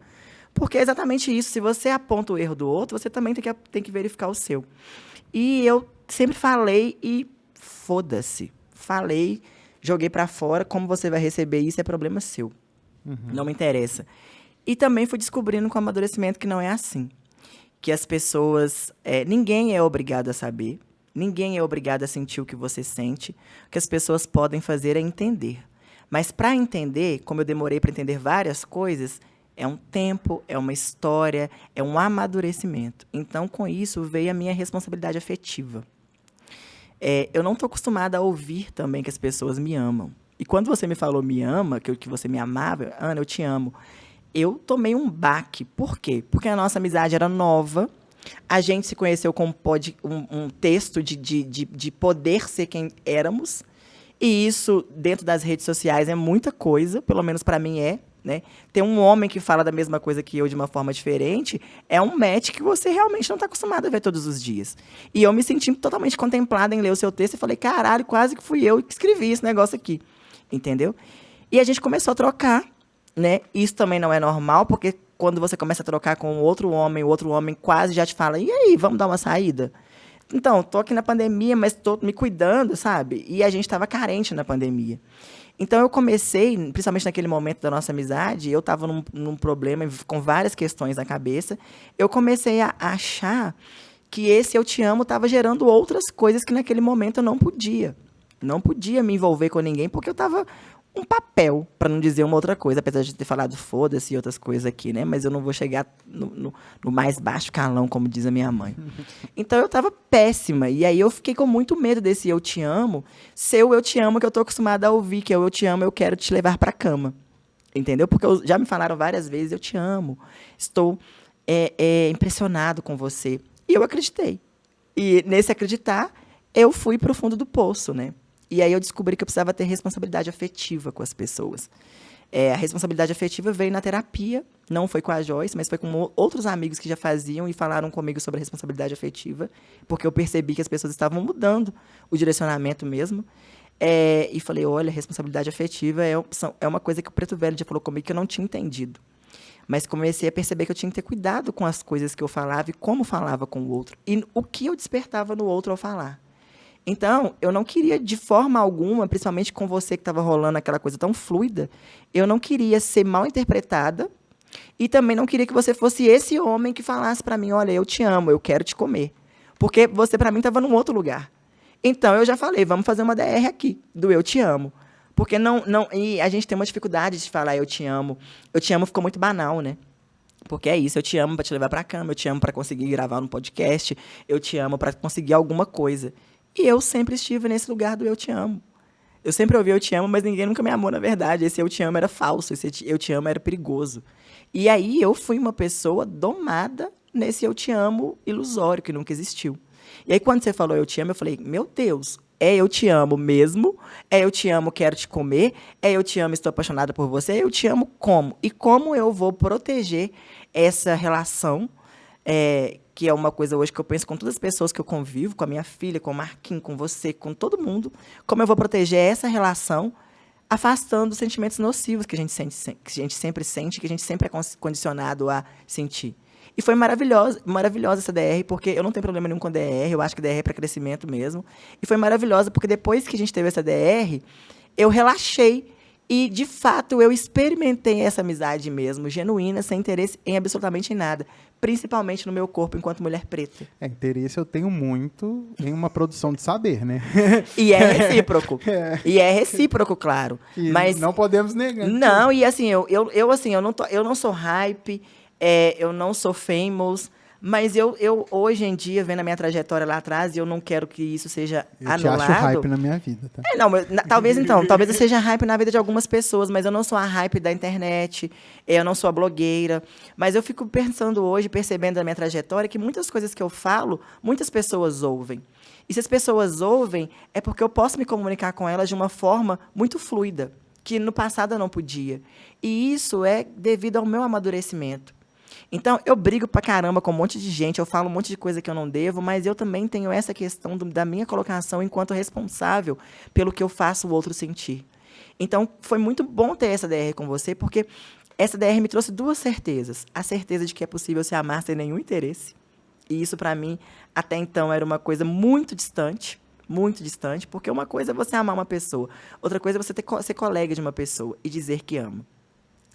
E a segunda coisa que me trouxe é que nem todo homem é igual, nem todo homem hétero, cisnormativo, é igual ao outro. E isso me trouxe uma possibilidade, inclusive, para amar de novo. Porque eu estava tão bagunçada, eu estava tão fodida naquela época, e com sentimentos muito loucos, apesar de estar vivendo em um outro momento da minha vida também, de possibilidade de plantar, de cuidar da minha casa, de virar dona de casa, eu tava vivendo uma coisa que não era legal em um outro aspecto também. Muitos gatilhos vieram, assim, né, com a pandemia, eles vieram mesmo para cima de mim, eu não sabia lidar. Muitas dores que eu já achava que eu já não tivesse, que eu já tivesse superado, e na pandemia, uau, eclodiram, assim, sabe? Então, conversar com você, que era um homem branco, que era um homem que eu mal conhecia, e eu vi "eu te amo" da sua boca, me trouxe um lugar muito interessante, que hoje eu posso dizer, essas 2 afirmações que eu fiz, elas são reais, sabe? E isso me dá muita certeza de amar um homem, isso me dá muita certeza de continuar enquanto meu corpo político no mundo, porque as relações, elas precisam ser escurecidas, a gente precisa conversar sobre as nossas relações, e a gente precisa sempre se comunicar da melhor forma possível, porque o que é óbvio para mim, talvez não seja óbvio para você. Quando você falou "eu te amo" para mim, eu falei, lá, quer me comer. Entendeu? Porque eu nunca experienciei esse "eu te amo" sem nenhum interesse. E em tão pouco tempo. Então, gente, acreditem nas relações. E se tratem para poder acreditar nas relações, porque elas são de verdade, elas podem ser de verdade. E lidar com as que não são também, né? E vai ter gente filha da puta aí o tempo todo, né? Mas aí esse amadurecimento e essa percepção, você já começa a, inclusive, filtrar. E quem é de verdade, sabe quem é de verdade. E quem é de verdade também sabe quem é de mentira. E isso vem pelo amadurecimento. Então, hoje, eu sei quem é de verdade. E se eu não sei, eu tenho um negocinho aqui, ó, que tem gente que chama que é de intuição, eu chamo de Exu. Mas tem gente que fala que é intuição, que é terceiro olho. Pra mim, os meus Exus falando assim, sai fora, filha, entendeu? Que você começa a perceber quem são os seus aliados mesmo. Com quem que você vai caminhar, sabe? Hoje eu tenho isso, não sei se foi pandemia que me fez também entrar mais, né, para mim mesmo e começar a observar mais. Se foram as pessoas que foram chegando e como você chegou para trazer coisas positivas, tiveram várias pessoas que chegaram para trazer coisas negativas também. E isso também foi muito bom, porque isso te faz amadurecer, isso faz ampliar o seu olhar, para você entender quem, como diz Zeca Pagodinho, quem é seu amigo, quem está contigo e quem é de correr. Né? Então, eu consegui observar isso. Eu devo a você, eu devo à pandemia, eu devo ao caos. A mim você não deve nada. Nossa, eu devo sim, eu devo e pago, viu, gente? Que eu gosto de falar isso aí também. Já está quitado faz tempo. Aí, ó, então, é recíproco dizer isso, sabe? É recíproco dizer que também que essa DR foi muito interessante para o meu crescimento. Sabe? E para te admirar cada vez mais. Esse podcast está parecendo uma rasgação de seda, né? Rasgação de calcinha. Mas é verdade que eu rasgo mesmo. Ainda bem que tem o stop, o passo, vocês ficam à vontade. Mas eu tenho certeza que vai ter gente que vai ficar. É engraçado, eu tô sem palavra, emocionado aqui, tá morto. A gente tá assim até agora, ó, pra vocês verem que está assim. Na hora que eu respirei, eu tomei mais uma dose de afeto e aqui tá só para quem tá acompanhando, o estúdio é uma mesa em L, né? Então aqui tem a Aninha e ali tem Marquinhos. Foram 2 pessoas que escutaram "eu te amo", receberam um cavaquinho meu. Não devolvi. Para lidar com a pandemia. Um dia desse eu falei, Marquinhos, traz o cavaco aqui para matar a saudade. Não me pede o meu nome, que eu vou começar as aulas quarta-feira. Ele virou e falou, estou com medo de você pedir. Fiquei com medo dele pedir de volta, pô. Tava ali namorando o cavaquinho na primeira pandemia. Falei, e que troço difícil é cavaquinho, gente. Você não vem, você tá... Nossa Senhora! Assim, eu achei que trombone era difícil, cavaquinho é o triplo. A minha professora, um salve pra ela também, Dudinha, coitada dela, ela tem muita paciência comigo. E é muito difícil. Gente, cavaquinho, todo mundo parece toca que você cavaquinho. que não teve, né, com cavaquinho, né? Não, é porque assim, é difícil, e isso é uma coisa legal também pra falar sobre saúde mental, porque tudo que é difícil, o que você faz? Adia. Depois eu faço. E o cavaquinho deu 2 tapas na minha cara, assim, ó, direita e esquerda, sucessivamente, porque foi exatamente o desafio. Era difícil e eu não abandonei. Assim como a terapia, é difícil e você faz o quê? Abandona, porque dói. O cavaquinho dói pra caralho dentro. Tive que cortar minhas unhas, entendeu? Você tá doido? Tive que cortar. Os amigos que vêm do violão? Exatamente isso. E aí, eu faço uma metáfora à dificuldade mesmo. É normal doer assim? Eu faço uma metáfora ao que dói, que é esse curamento da vida mesmo. Pra gente curar, pra gente superar esses traumas, e não vai ser fácil, nunca vai ser fácil pra gente. Eu não espero, principalmente essa sociedade doente, mal diagramada que nós estamos vivendo, eu não espero que a nossa luta seja fácil, mas eu espero que a gente tenha coragem de lutar. Porque é exatamente isso, dói, a gente fica meio acanhado, fala, ai, não vou não, porque dói. Mas a gente precisa ir. Esse passo à frente, esse incômodo das DRs, esse incômodo da comunicação, do relacionamento, ele é o que faz a vida valer a pena, sabe? Esse incômodo que a Joyce trouxe para mim logo nas primeiras sessões é o que me fez ter tesão de volta na vida, sabe? Então, a gente precisa se arriscar. De repente está doendo agora, mas futuramente não vai doer mais, entendeu? Então, o cavaquinho é uma grande metáfora à minha vida. Tá lá incômodo para um caralho. Faço aula de cavaquinho, tem que cortar a unha, meu dedo fica todo dormente, mas eu tô lá. Não é à toa que o principal instrumento do chorinho... Chorinho, cavaquinho, vocês entenderam? E é isso mesmo, é pra chorar. É pra chorar e depois glorificar de pé a igreja. Porque depois que você tira uma nota, consegue tocar um sambinho, um pagodinho, você fala, caramba, eu consegui. Eu já estou imaginando a minha próxima roda, eu podendo tirar uma musiquinha, que era um grande sonho, e é uma coisa que eu falei, cara, eu nunca vou conseguir. E aí, quando eu consigo ler uma partitura, que era uma coisa também que foi me negada, porque eu não pude estudar música, minha mãe achava que música era coisa de vagabundo, né? E ela falou, vai estudar música? Não vai não, eu não fui faxineira da escola pra você estudar música. Então, foi me negado estudar música. Por isso que a Fatu, eu chucho ela em tudo quanto é aula. Piano, flauta, violão, porque eu quero que ela descubra o prazer da vida Fatu dela. Nem tem agenda mais para Não, Fatu não tem agenda mesmo, gente. Ela não tem agenda porque, assim, ela é o meu solo fértil. Eu quero que a Fatu não passe por metade das coisas que eu passei. E aí eu acho que cabe nós, gestores, provedores, pais, educadores, quem materna, né? Porque eu já fiz uma live sobre maternidade e maternagem. Então, todos vocês que me ajudam a maternar a Fatu, cabe a nós, não só a Fatu, mas como outras crianças, cabe a nós arar esse solo, para que esse solo seja fértil, para que tenha menos gatilho negativo, para que possam fazer as coisas e que possam colocar aí as pessoas pretas em lugar de equidade com as pessoas brancas, que é só isso que a gente quer. E que possam ter afeto. Né? Quando a gente fala de afeto também, a gente fala desse lugar de equidade. Uma pessoa preta pode ser amada, uma pessoa gorda pode ser amada. E pode ser amada legítima. É claro! Isso é legítimo, sabe? E é revolucionário. Começou agora, amigo, porque isso que você está vivendo é ainda muito pequeno. Tem várias pessoas pretas que não acessaram a isso. Mas vai acessar, porque você vai ser um exemplo. Eu vou ser um exemplo de que é possível acessar. A Fatu vai ser um exemplo. Marquinhos, a geração do Marquinhos. A gente está aí para mudar isso. E vai mudar tranquilamente? Não. Porque é isso, né? Infelizmente, mar calmo não faz bons marinheiros. Não tem esse ditado? Antigamente eu achava que ele era meio esquisito, mas eu realmente botei fé.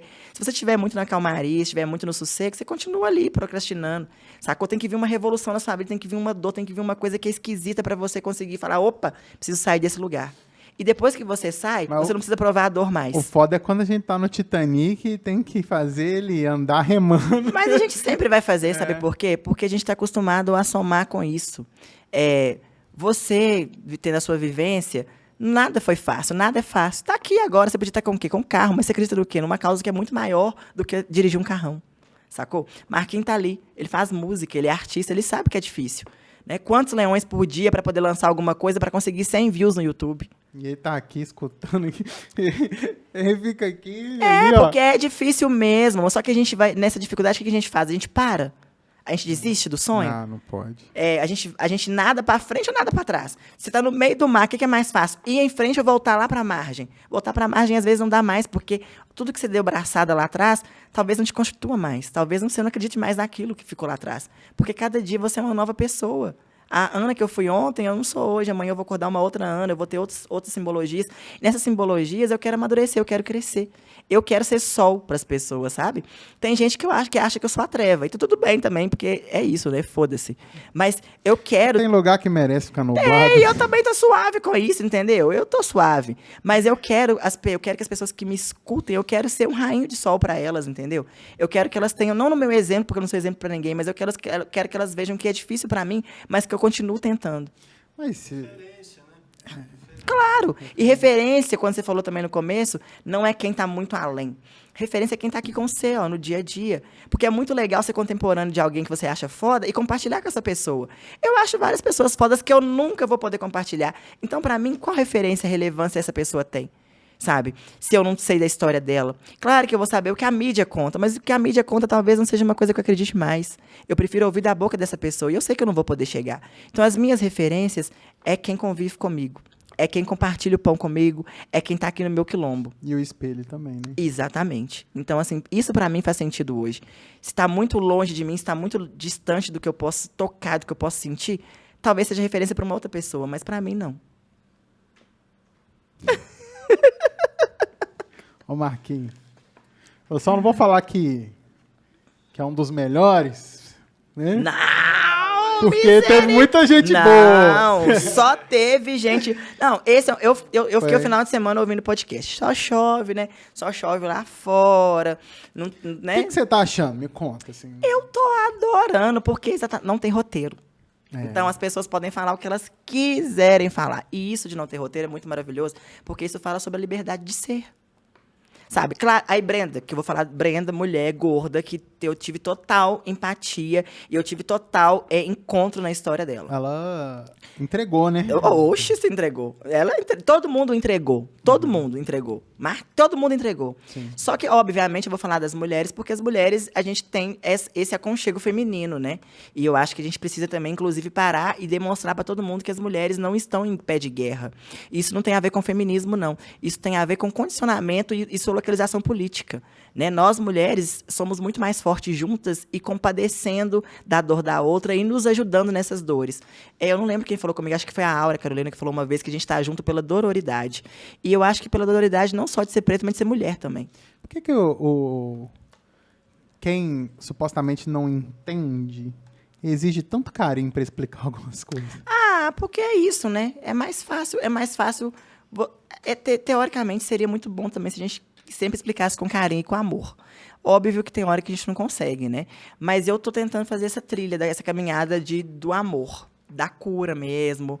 E quem não tá afim, ou quem acha que eu falo demais, ou quem acha que é mimimi, é isso também, vai para um outro caminho. Ninguém é obrigado a seguir comigo. Lógico. Mas quem segue é aliado e eu posso confiar. Tem que ser mútuo, a confiança tem que ser mútua, sabe? Então, quando eu falo da Brenda e trago a Brenda aqui, como mulher gorda, que mãe, quando ela falou várias coisas, quando ela falou da lambada, eu falei, caralho, eu também não podia dançar várias coisas porque eu era preta, entendeu? Eu estudava numa escola particular que era só branco e a única preta que tinha era filha de juiz ou desembargador. E a mãe era branca, então ela era muito diferente de mim, porque ela era a preta padrão, aceitável, tinha a pele muito mais clara, tinha cabelo 4A. Aí, gente, procura aí, cabelo 4A, pra vocês entenderem o que é 4C, 4A, de diferentes texturas de cabelo de pessoas pretas. Ela era muito diferente de mim, ela era rica. E a minha mãe era faxineira da escola. Então, eu cresci num lugar que foi me dado papéis sempre de serviçal, né? Eu era faxineira da escola. Não tinha outra possibilidade além dessa. E aí, eu sempre tive que ser ácida. E sempre tive que brigar, sabe? Que, tipo, pra ser ouvida, eu sempre tive que ser a negra raivosa mesmo. Porque quando eu falava com amor, não me ouviam. Porque, o que essa menina tá falando? Ela tá falando de uma coisa que ela nem conhece, que é o próprio amor, entendeu? E aí, hoje em dia, eu não quero mais ser a negra raivosa, sabe? Eu não quero ser a pessoa que, tipo, mete o pé e chuta a porta para ser ouvida. Não, cara, eu quero falar com amor. Eu acredito que a gente possa viver e educar com amor. Se não for assim, não tem sentido. É claro que é difícil, porque tem hora que você tá puta com raiva, todo dia acontece uma merda, matam gente preta, não sei o quê. É um inferno. Ser preto é um inferno. Assim como ser gordo, assim como ser gay, assim como ser trans, porque as pessoas não nos respeitam, não respeitam o nosso espaço. Ser indígena, porque a gente está sempre anulado e tem hora que a gente quer matar todo mundo mesmo, tem hora que a gente quer meter o pau em todo mundo mesmo. Só que, enquanto for assim, a gente só vai semear mais discórdia, a gente só vai semear mais dor. E essa dor não é nem para o outro, é para a gente mesmo. Acho que passa por um lugar também da gente não se culpar se tiver esse ódio, né? Não. Pai Rodney fala uma coisa, Rodney Williams, que é um grande guru. Tá na internet, eu não o conheço, mas já fiz vários cursos com ele. Ele é um cara que a pandemia também me trouxe, conheço só no virtual, mas tem pessoas queridíssimas que convivem com ele, e ele fala uma parada que é muito legal, que é o sentimento de não culpa. Nós não temos culpa de nada, nós fazemos apenas aquilo que nós podemos fazer no momento. Se eu não reajo mais com raiva, é porque eu consegui ascender a isso. Se o outro reage com raiva, tá tudo certo. é o que ele pode fazer naquele momento. Esse sentimento de culpa, ele atravanca a gente e acaba com a nossa saúde mental. Que vem um pouco do candomblé também, na questão Claro, porque da responsabilização, né? E assim, o candomblé, ele é uma escola, porque o candomblé, ele te ensina a ser você mesmo. E aí todo mundo fala, pô, mas orixá, gente, deixa eu contar para vocês, orixá é força da natureza. E cada um tem um orixá ali, porque cada um tem uma fortaleza baseada naquela força da natureza. Nós somos natureza, né? Eu vim da matéria e eu vou voltar para a matéria, é somente isso.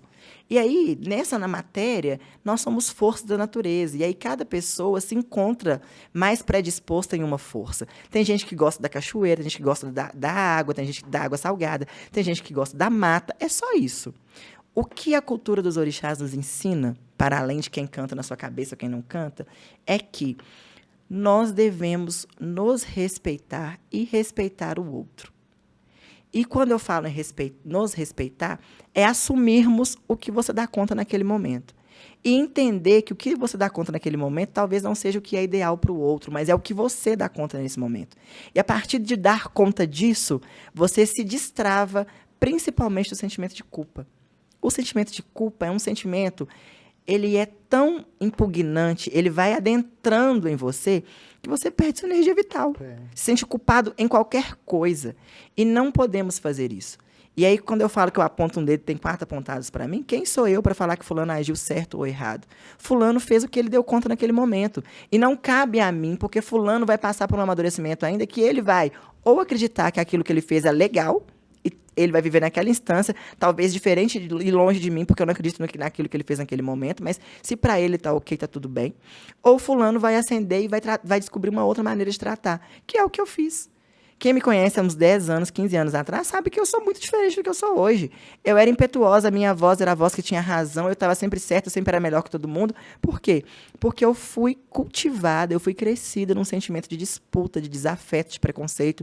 Então, a única forma que eu tinha para poder falar que eu era Ana Cecília, eu estava ali, era sendo raivosa, era devolvendo para as pessoas que as pessoas me davam. Então, mas aí é uma coisa que me lembrou muito aqui, né? Das histórias. Então, você vai ter o orixá que vai abrir o caminho, e esse orixá ele vai ser morto na história por outro Sim. orixá. Né? E nem por isso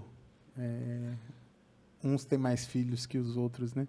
Sim, total. E ter uma história assim nos traz uma noção de conforto do tipo, cara, E de humanidade. a raiva existe, né? E a raiva é um sentimento muito bom, porque é a partir da raiva que você, propulsiona. Que aí esbarra em outras questões que traz essa questão da moral, né? Sim. Do pecado. Sim. A gente vive numa da sociedade... penitência, né? A gente vive numa sociedade cristã, né? E quando eu falo cristã, eu estou falando aí de catolicismo, evangelismo e outros ismos que fazem isso. O que essas religiões fazem? Eurocentrado, né? Eurocentrado e higienizado. O que essas religiões fazem com a gente? Essas religiões, elas nos dão medo de nós mesmos, assim. Eu lembro que quando eu era católica, eu arranjei um namorado com 14 anos, eu queria dar para ele, gente. Eu tava cheia de hormônio. Eu queria dar pro cara e não podia dar, porque... E só de pensar... Era passaporte pro inferno. Eu suava frio, porque eu sentia meu corpo, quando ele chegava perto de mim, eu sentia coisas e não podia. E aí, eu lembro tanto que isso me freou na minha sexualidade, que eu estou desfreando agora com Joyce. Olha pra você, eu tenho 37 anos, eu sou mãe de uma filha de 8, eu já tive vários relacionamentos, e olha o que esses traumas, o que a culpa, o que o pecado, o que você nasceu para ser, que você não pode ser, olha o quanto isso te trava e trava a sua energia vital. E olha quanta gente eu fiz sofrer por acreditar nesses dogmas, entendeu? E aí o que o candomblé vem fazendo e trazendo o orixá, as histórias, né? Que a gente não chama, na verdade, de história, a gente chama de Itam. O Itam, pra gente, ele é o quê? Ele é uma história que realmente aconteceu e ela não tem um sentido moral, ela tem um sentido espiritual. Através daquele Itam, você vai entender e vai se comunicar com aquela história para você fazer o melhor para você. Porque o orixá não é bom nem é ruim, o orixá é humano. E aí a gente tem o Exu, que tem gente que pinta como diabo, mas Exu traz o quê? Exu traz o seu desejo, Exu traz a sexualidade, Exu traz o dinheiro, o comércio, o movimento, que somos nós. Nós temos lados que são muito iluminados e nós temos sombras também. E tá tudo bem, porque é isso que nos conduz. É um paralelo com... Ô, diretor, nós estamos com meio de tempo? Não. Mano, tá lindo. Continua falando. Mas porque você tem compromisso, né, diretor? Claro que tem, mas... Pronto. Gente, eu vou parar, eu vou falar menos. Tá lindo. Tô Não, felizão. mas você tem... Você me fala aí, ó. Você fala... Você e a Fatu tem essa função. Fato, tá tudo bem, Fatu? Oi. Tá quase acabando. Oi, tá vendo, gente? Fatu, tô falando demais, mas é porque eu adoro conversar, né? 1h20 agora. Ah, tá de boa. Tá bonito, tá bonito. Me lembra muito a questão da... Fazendo paralelo com a psicologia, com a psicanálise, que também tem lá as questões, até no episódio com o Marcel, a gente falou muito disso, o quanto que, apesar do Freud ter sido perseguido pelo nazismo, né, ser judeu, é uma prática muito eurocentrada também. Sim. Né? A psicologia, a psicanálise, muito... ela exala muito macho, sabe? Tanto que você pega os primeiros escritos, a experimentação foi, né, se for uma corrente mais comportamentalista em animais ou em mulheres, né? Então, por exemplo, é claro que animais em mulheres não... Eu vou colocar, sendo romântico, que não teve atividades tão torturantes igual foi em animais, né? Mas objetos de estudo foram mulheres em clínicas psiquiátricas, né? O que na obra fala das histéricas, né? Trouxe as conversões histéricas de mulher não enxergar mais, mulher não andar mais, e descobrir que isso não é de origem orgânica e sim psíquica. Isso não foi porque só acontece com as mulheres, a gente sabe muito bem porque só tem isso na história, né? Tirando essa parte que eu quis introduzir para fazer essa comparação, né, com a psicologia, apesar de ter várias correntes que são diferentes uma das outras e tal, basicamente a gente... Freud tem uma frase que eu gosto, que ele fala, daquilo que tu queixa, qual é a parte que te cabe, né? Que é justamente isso, o paciente chega na clínica, né, no consultório, o nosso grande objetivo com ele é de fazer o seguinte: beleza, você trouxe isso, isso, isso. Vai chegar um momento que você vai, como diria na época de quem usou muito orelhão, a ficha cai. O povo não tem nem noção que é orelhão. Vai botar no Google, vai aparecer uma orelha grande. Era o telefone que tinha na rua. Galera, era moderno, viu? Se o celular acabasse a bateria, tinha um telefone em cada esquina que você podia ligar para alguém. Pois é, agora não tem, e aí? Não, na verdade você nem ia lembrar o número, porque ia estar no celular. Exatamente. O que eu tava falando? Tava falando de Freud. Você fez um adendo, mas para comparar essa questão das mulheres e dos animais com o que Freud fala da aos responsabilidade, orixás... cair a ficha. Isso. Nossa. Ele resumiu. Eu tava tentando chegar antes, ele só aí trouxe a ficha e acabou. Caiu a ficha. Caiu a ficha, acabou.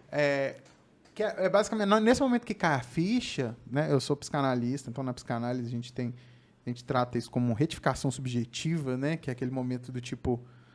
Bicho, eu tenho uma responsabilidade nessa queixa que eu estou trazendo aqui, né?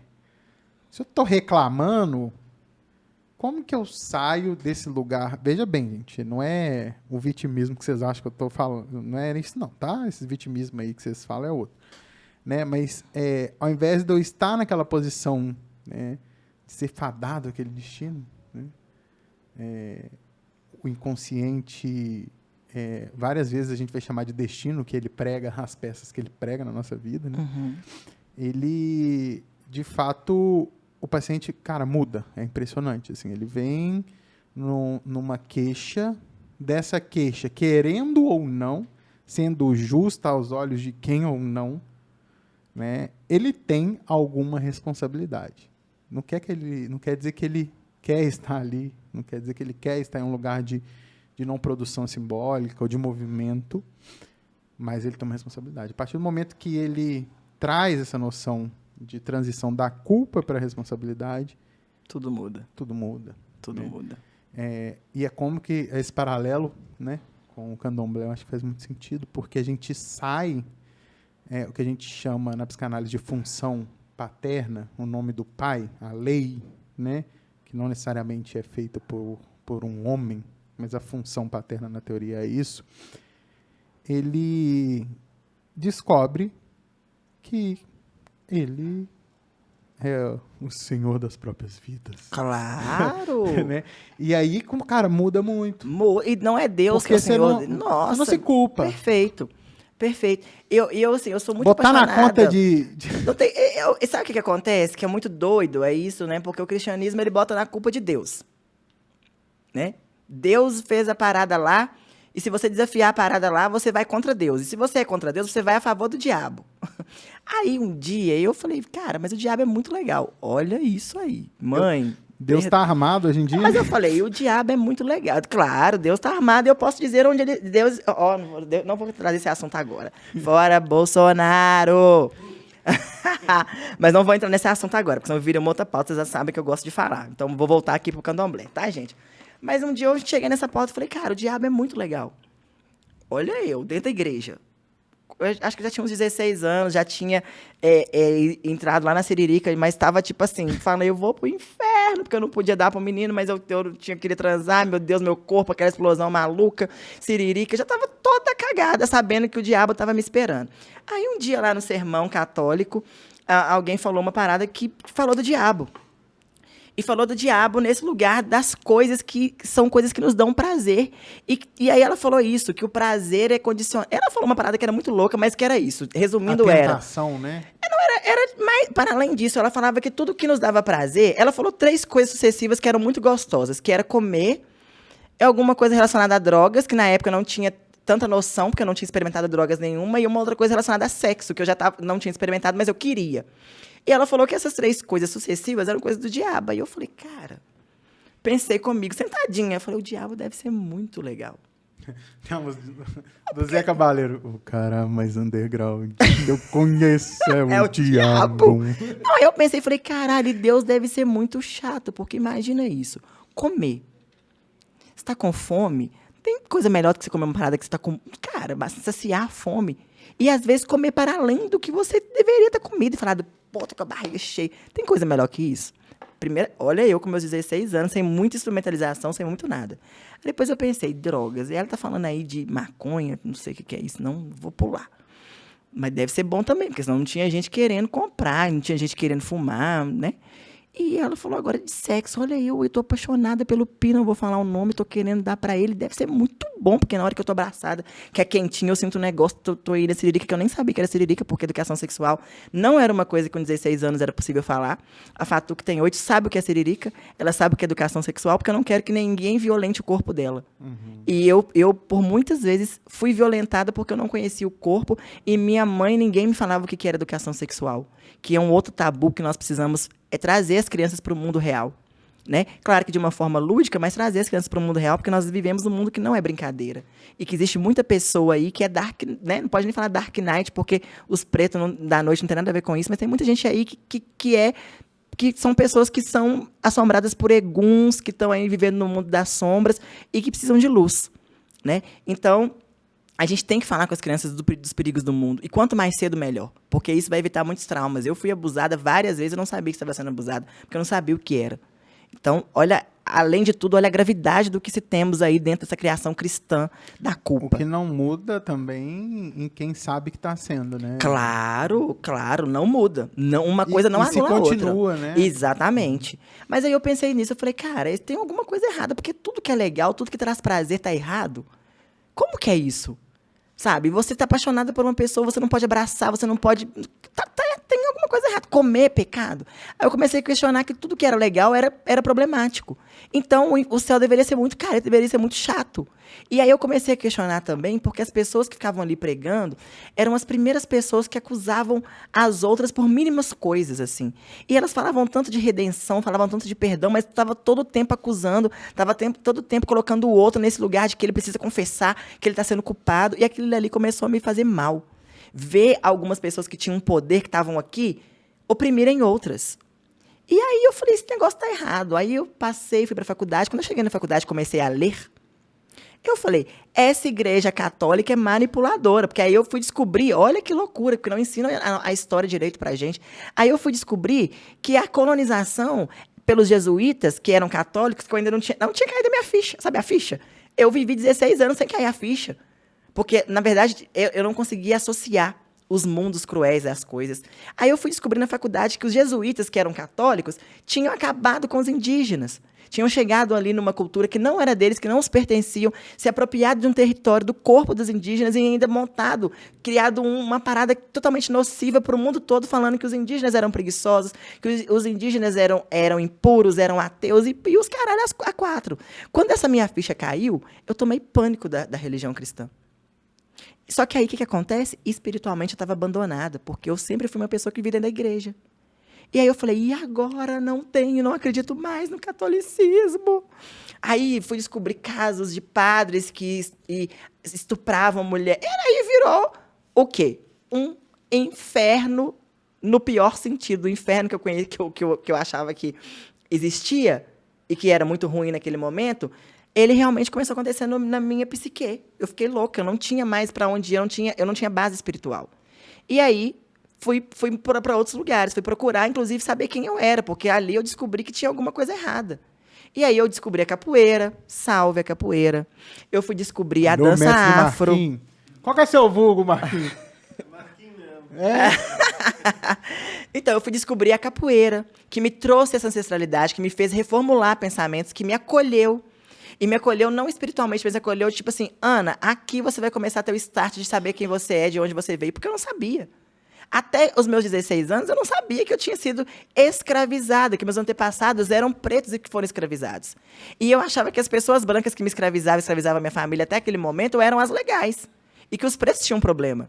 E olha que loucura, 16 anos. É metade de uma vida, não, né, gente? Mas é muito tempo para viver aluado. É muito tempo para viver, tipo assim, oi, quem sou eu? Onde estou? Olha os perigos que eu corri.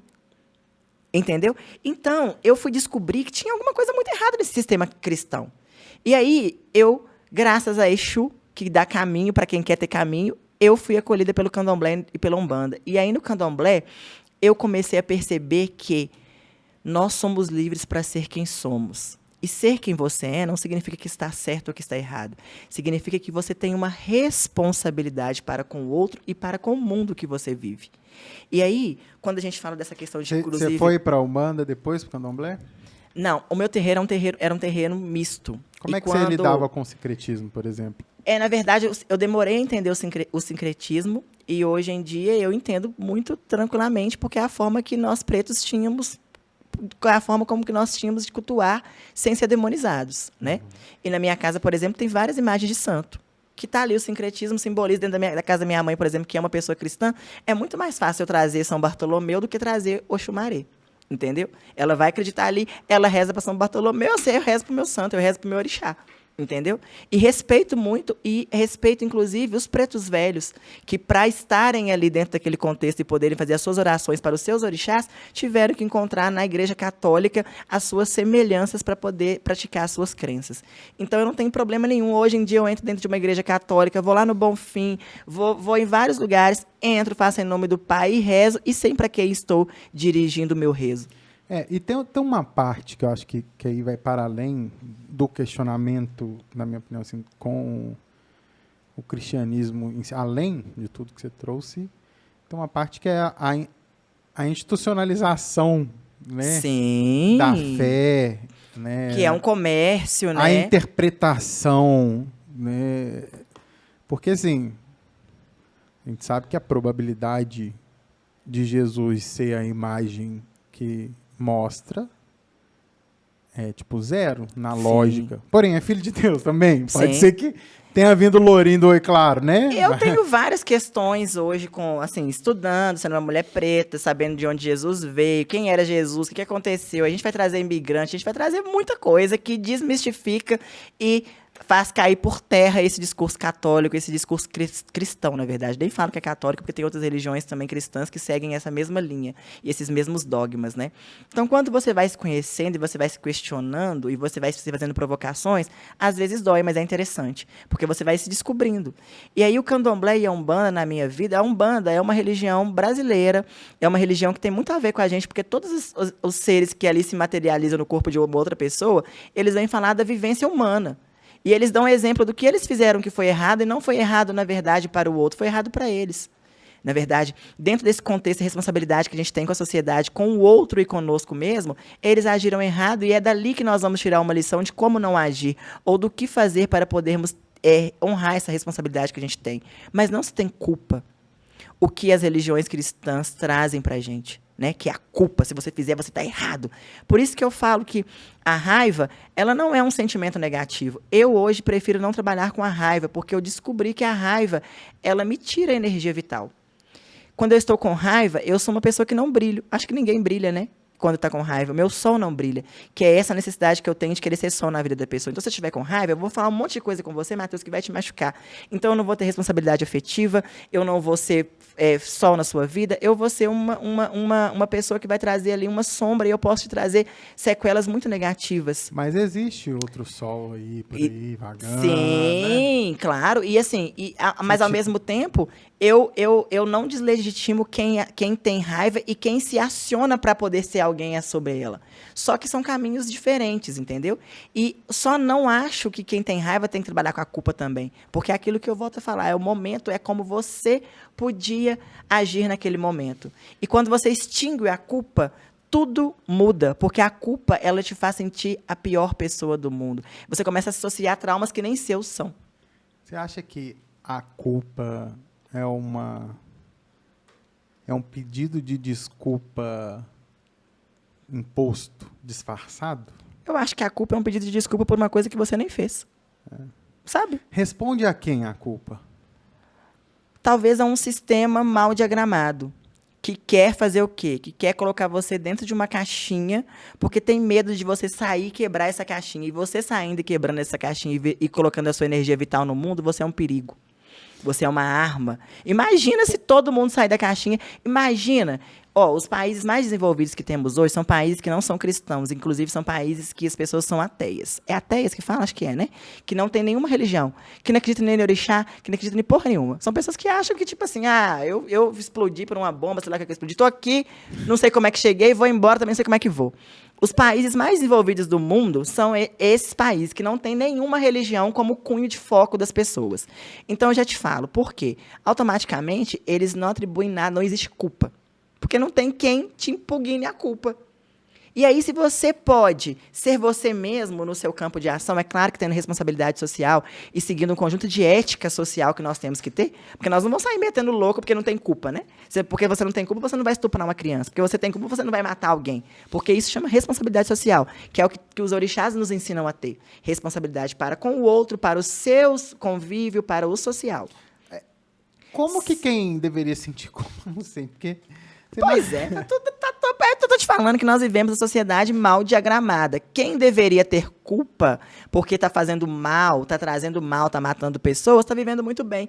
Então, por que pessoas que deveriam simplesmente existir, porque simplesmente querem existir, trazem essa culpa? Tá errado. Entendeu? Aí. Recadinho.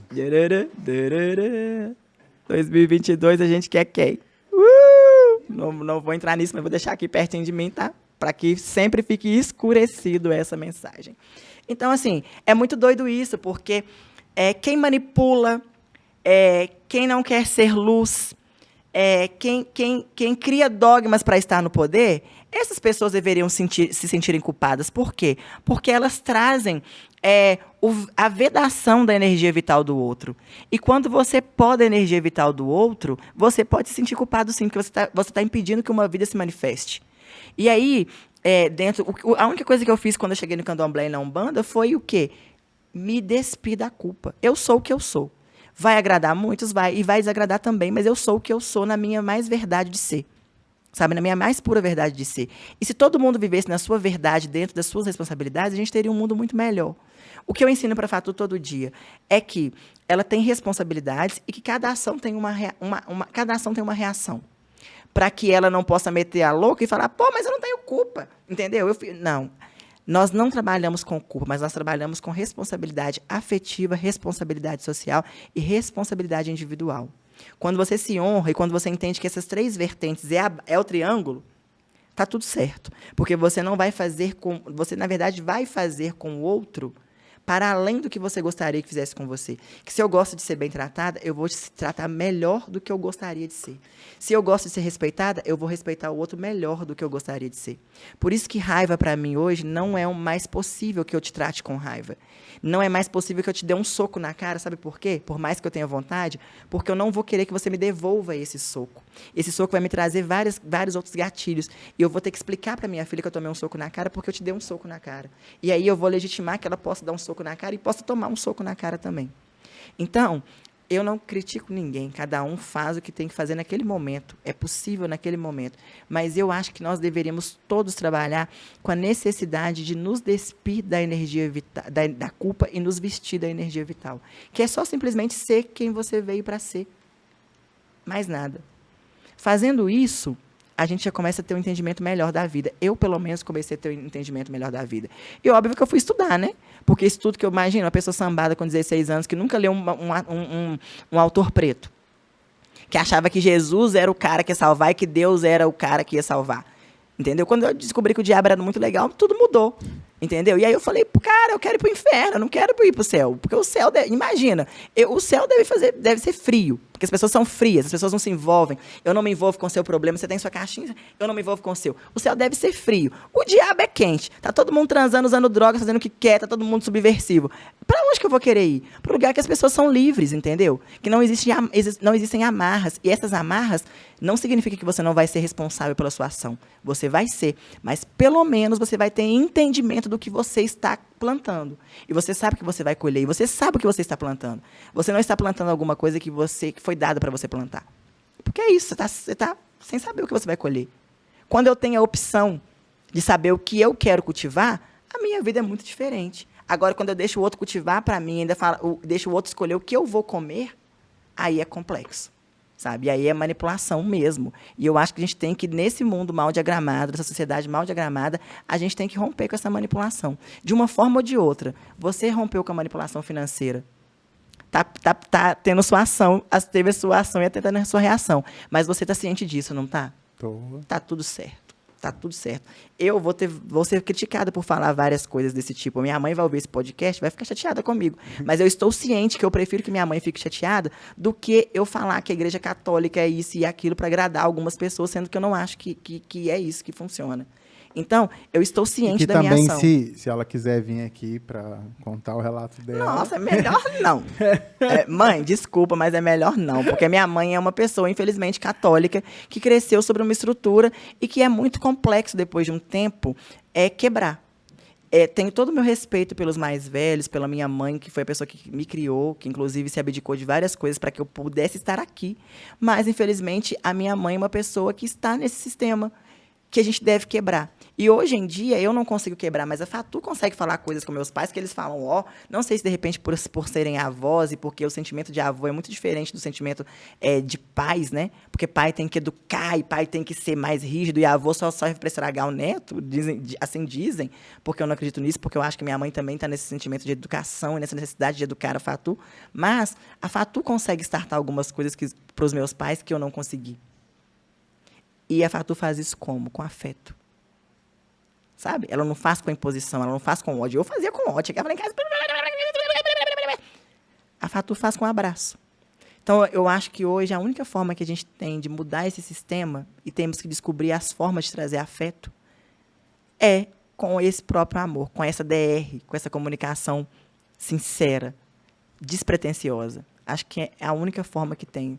Eu não vejo mais, hoje em dia, no mundo tão enraivecido, tão doente, tão mal diagramado, eu não vejo mais como a gente continuar disseminando ódio para mudar alguma coisa. Por isso que está aqui, ó. Quem dissemina ódio, quem não se importa com o outro, quem não tem senso de coletividade, quem não tem senso de aquilombamento, infelizmente, não tem como mais andar comigo, não tem como mais trocar ideia comigo, não tem como mais estar no poder, por exemplo. É muito foda, né? Eu Fala pra caralho. acho que assim, principalmente a questão da religião dá muita polêmica. Não né? vamos entrar nisso. Religião, política e futebol. Não a vamos gente entrar conversa. Não, religião, política e futebol, a gente não conversa sobre isso, não, viu, gente? Isso que a gente não falou do futebol que o Paulinho comemorou lá. Aí, querendo polêmica. Eu tô querendo terminar um negócio aqui que já deu 1h30, tá querendo polêmica, querendo falar sobre o quê? Futebol. Eu não vou falar sobre futebol. E o narrador fala que Exu abençoou, né? Aroie. Ô, gente, não é pra ninguém ficar se culpando do outro lado também, não, né? Você tem sua religião, você sabe da sua intencionalidade, né? E é isso que a gente tem que dormir com a nossa intenção. Mas a gente também tem que lembrar que não é porque não fez por mal que não fez mal. Não fez né? mal, né? Eu queria que você citasse alguns autores que hoje são referências para você. E depois dar uma palavra para quem está nesse processo, né, de se reconhecer como uma pessoa preta e tem se questionado muitas coisas. Como levar isso sem se autoviolentar? Porque é um processo que demanda carinho, afeto, né? Alto carinho, alto afeto. Eu vou falar sempre sobre Foucault.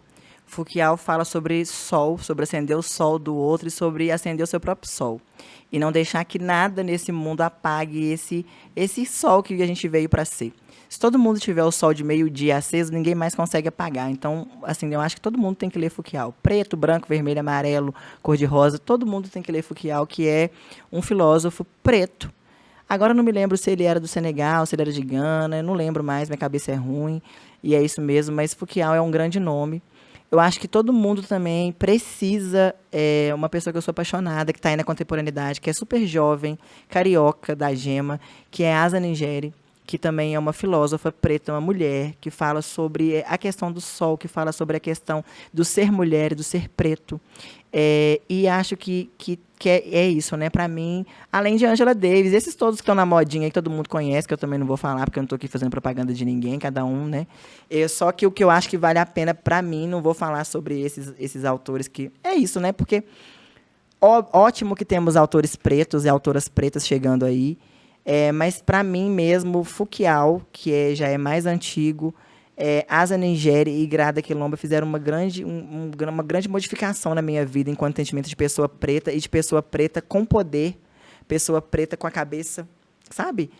Olhando para frente, não olhando para baixo. Acho que esses 3 nomes, 2 contemporâneos, né, 2 mulheres contemporâneas e um que já não é tão contemporâneo, mas que tem aí várias leituras, tem vídeo que eu acho muito foda. E quem está querendo se reconhecer enquanto preto, reconheça-se, porque não é nascer preto, né? É ser preto. E se tornar preto é observar a sociedade mesmo. Uma vez que você observa a sociedade, que você percebe que tem alguma coisa errada, inclusive com você e com a estrutura da sua família, você já se reconheceu preto. E aí você vai criar ferramentas para modificar essa estrutura. E modificando a estrutura, o seu mini-mundo, você consegue modificar o mundo como um todo. São pequenos passos todos os dias que a gente faz o nosso pequeno ciclo com os nossos amigos, com nossos filhos, que vão se juntando, vão se somatizando e vão se tornando grandes ações para a gente conseguir mudar o mundo. Eu falo que se a gente arrumar nossa cama todo dia, pode parecer uma bobagem, a gente vai começar a despertar para o quê? Para uma coisa muito interessante, que é arrumar o nosso espaço. E quando eu falo arrumar o nosso espaço externo, automaticamente a gente está consertando e arrumando o nosso espaço interno. E isso já é uma mudança de todo dia, um grãozinho de areia que a gente vai somando, daí a pouco a gente tem 500 gramas, daí a pouco a gente tem 1 quilo, daí a pouco a gente tem 1 tonelada. E isso vai contaminando as pessoas, porque o amor é contagiante, a energia ela é circulante e também é contagiante. Então, quem está se descobrindo enquanto pessoa preta é observar. E quando você observar, você vai achar a chave para mudar a sua realidade, para mudar a realidade dos que estão em torno de você. E é isso, assim, não tem muito segredo, né? Porque a gente só vive vivendo, a gente só caminha caminhando, a caminhada só se faz percorrendo, não tem como eu chegar aqui, eu não sou guru de nada, eu sou uma maluca que fala pra caramba. Então, a única coisa que eu posso dizer é, vamos viver, e vamos viver sem esse sentimento de culpa. Nada mais.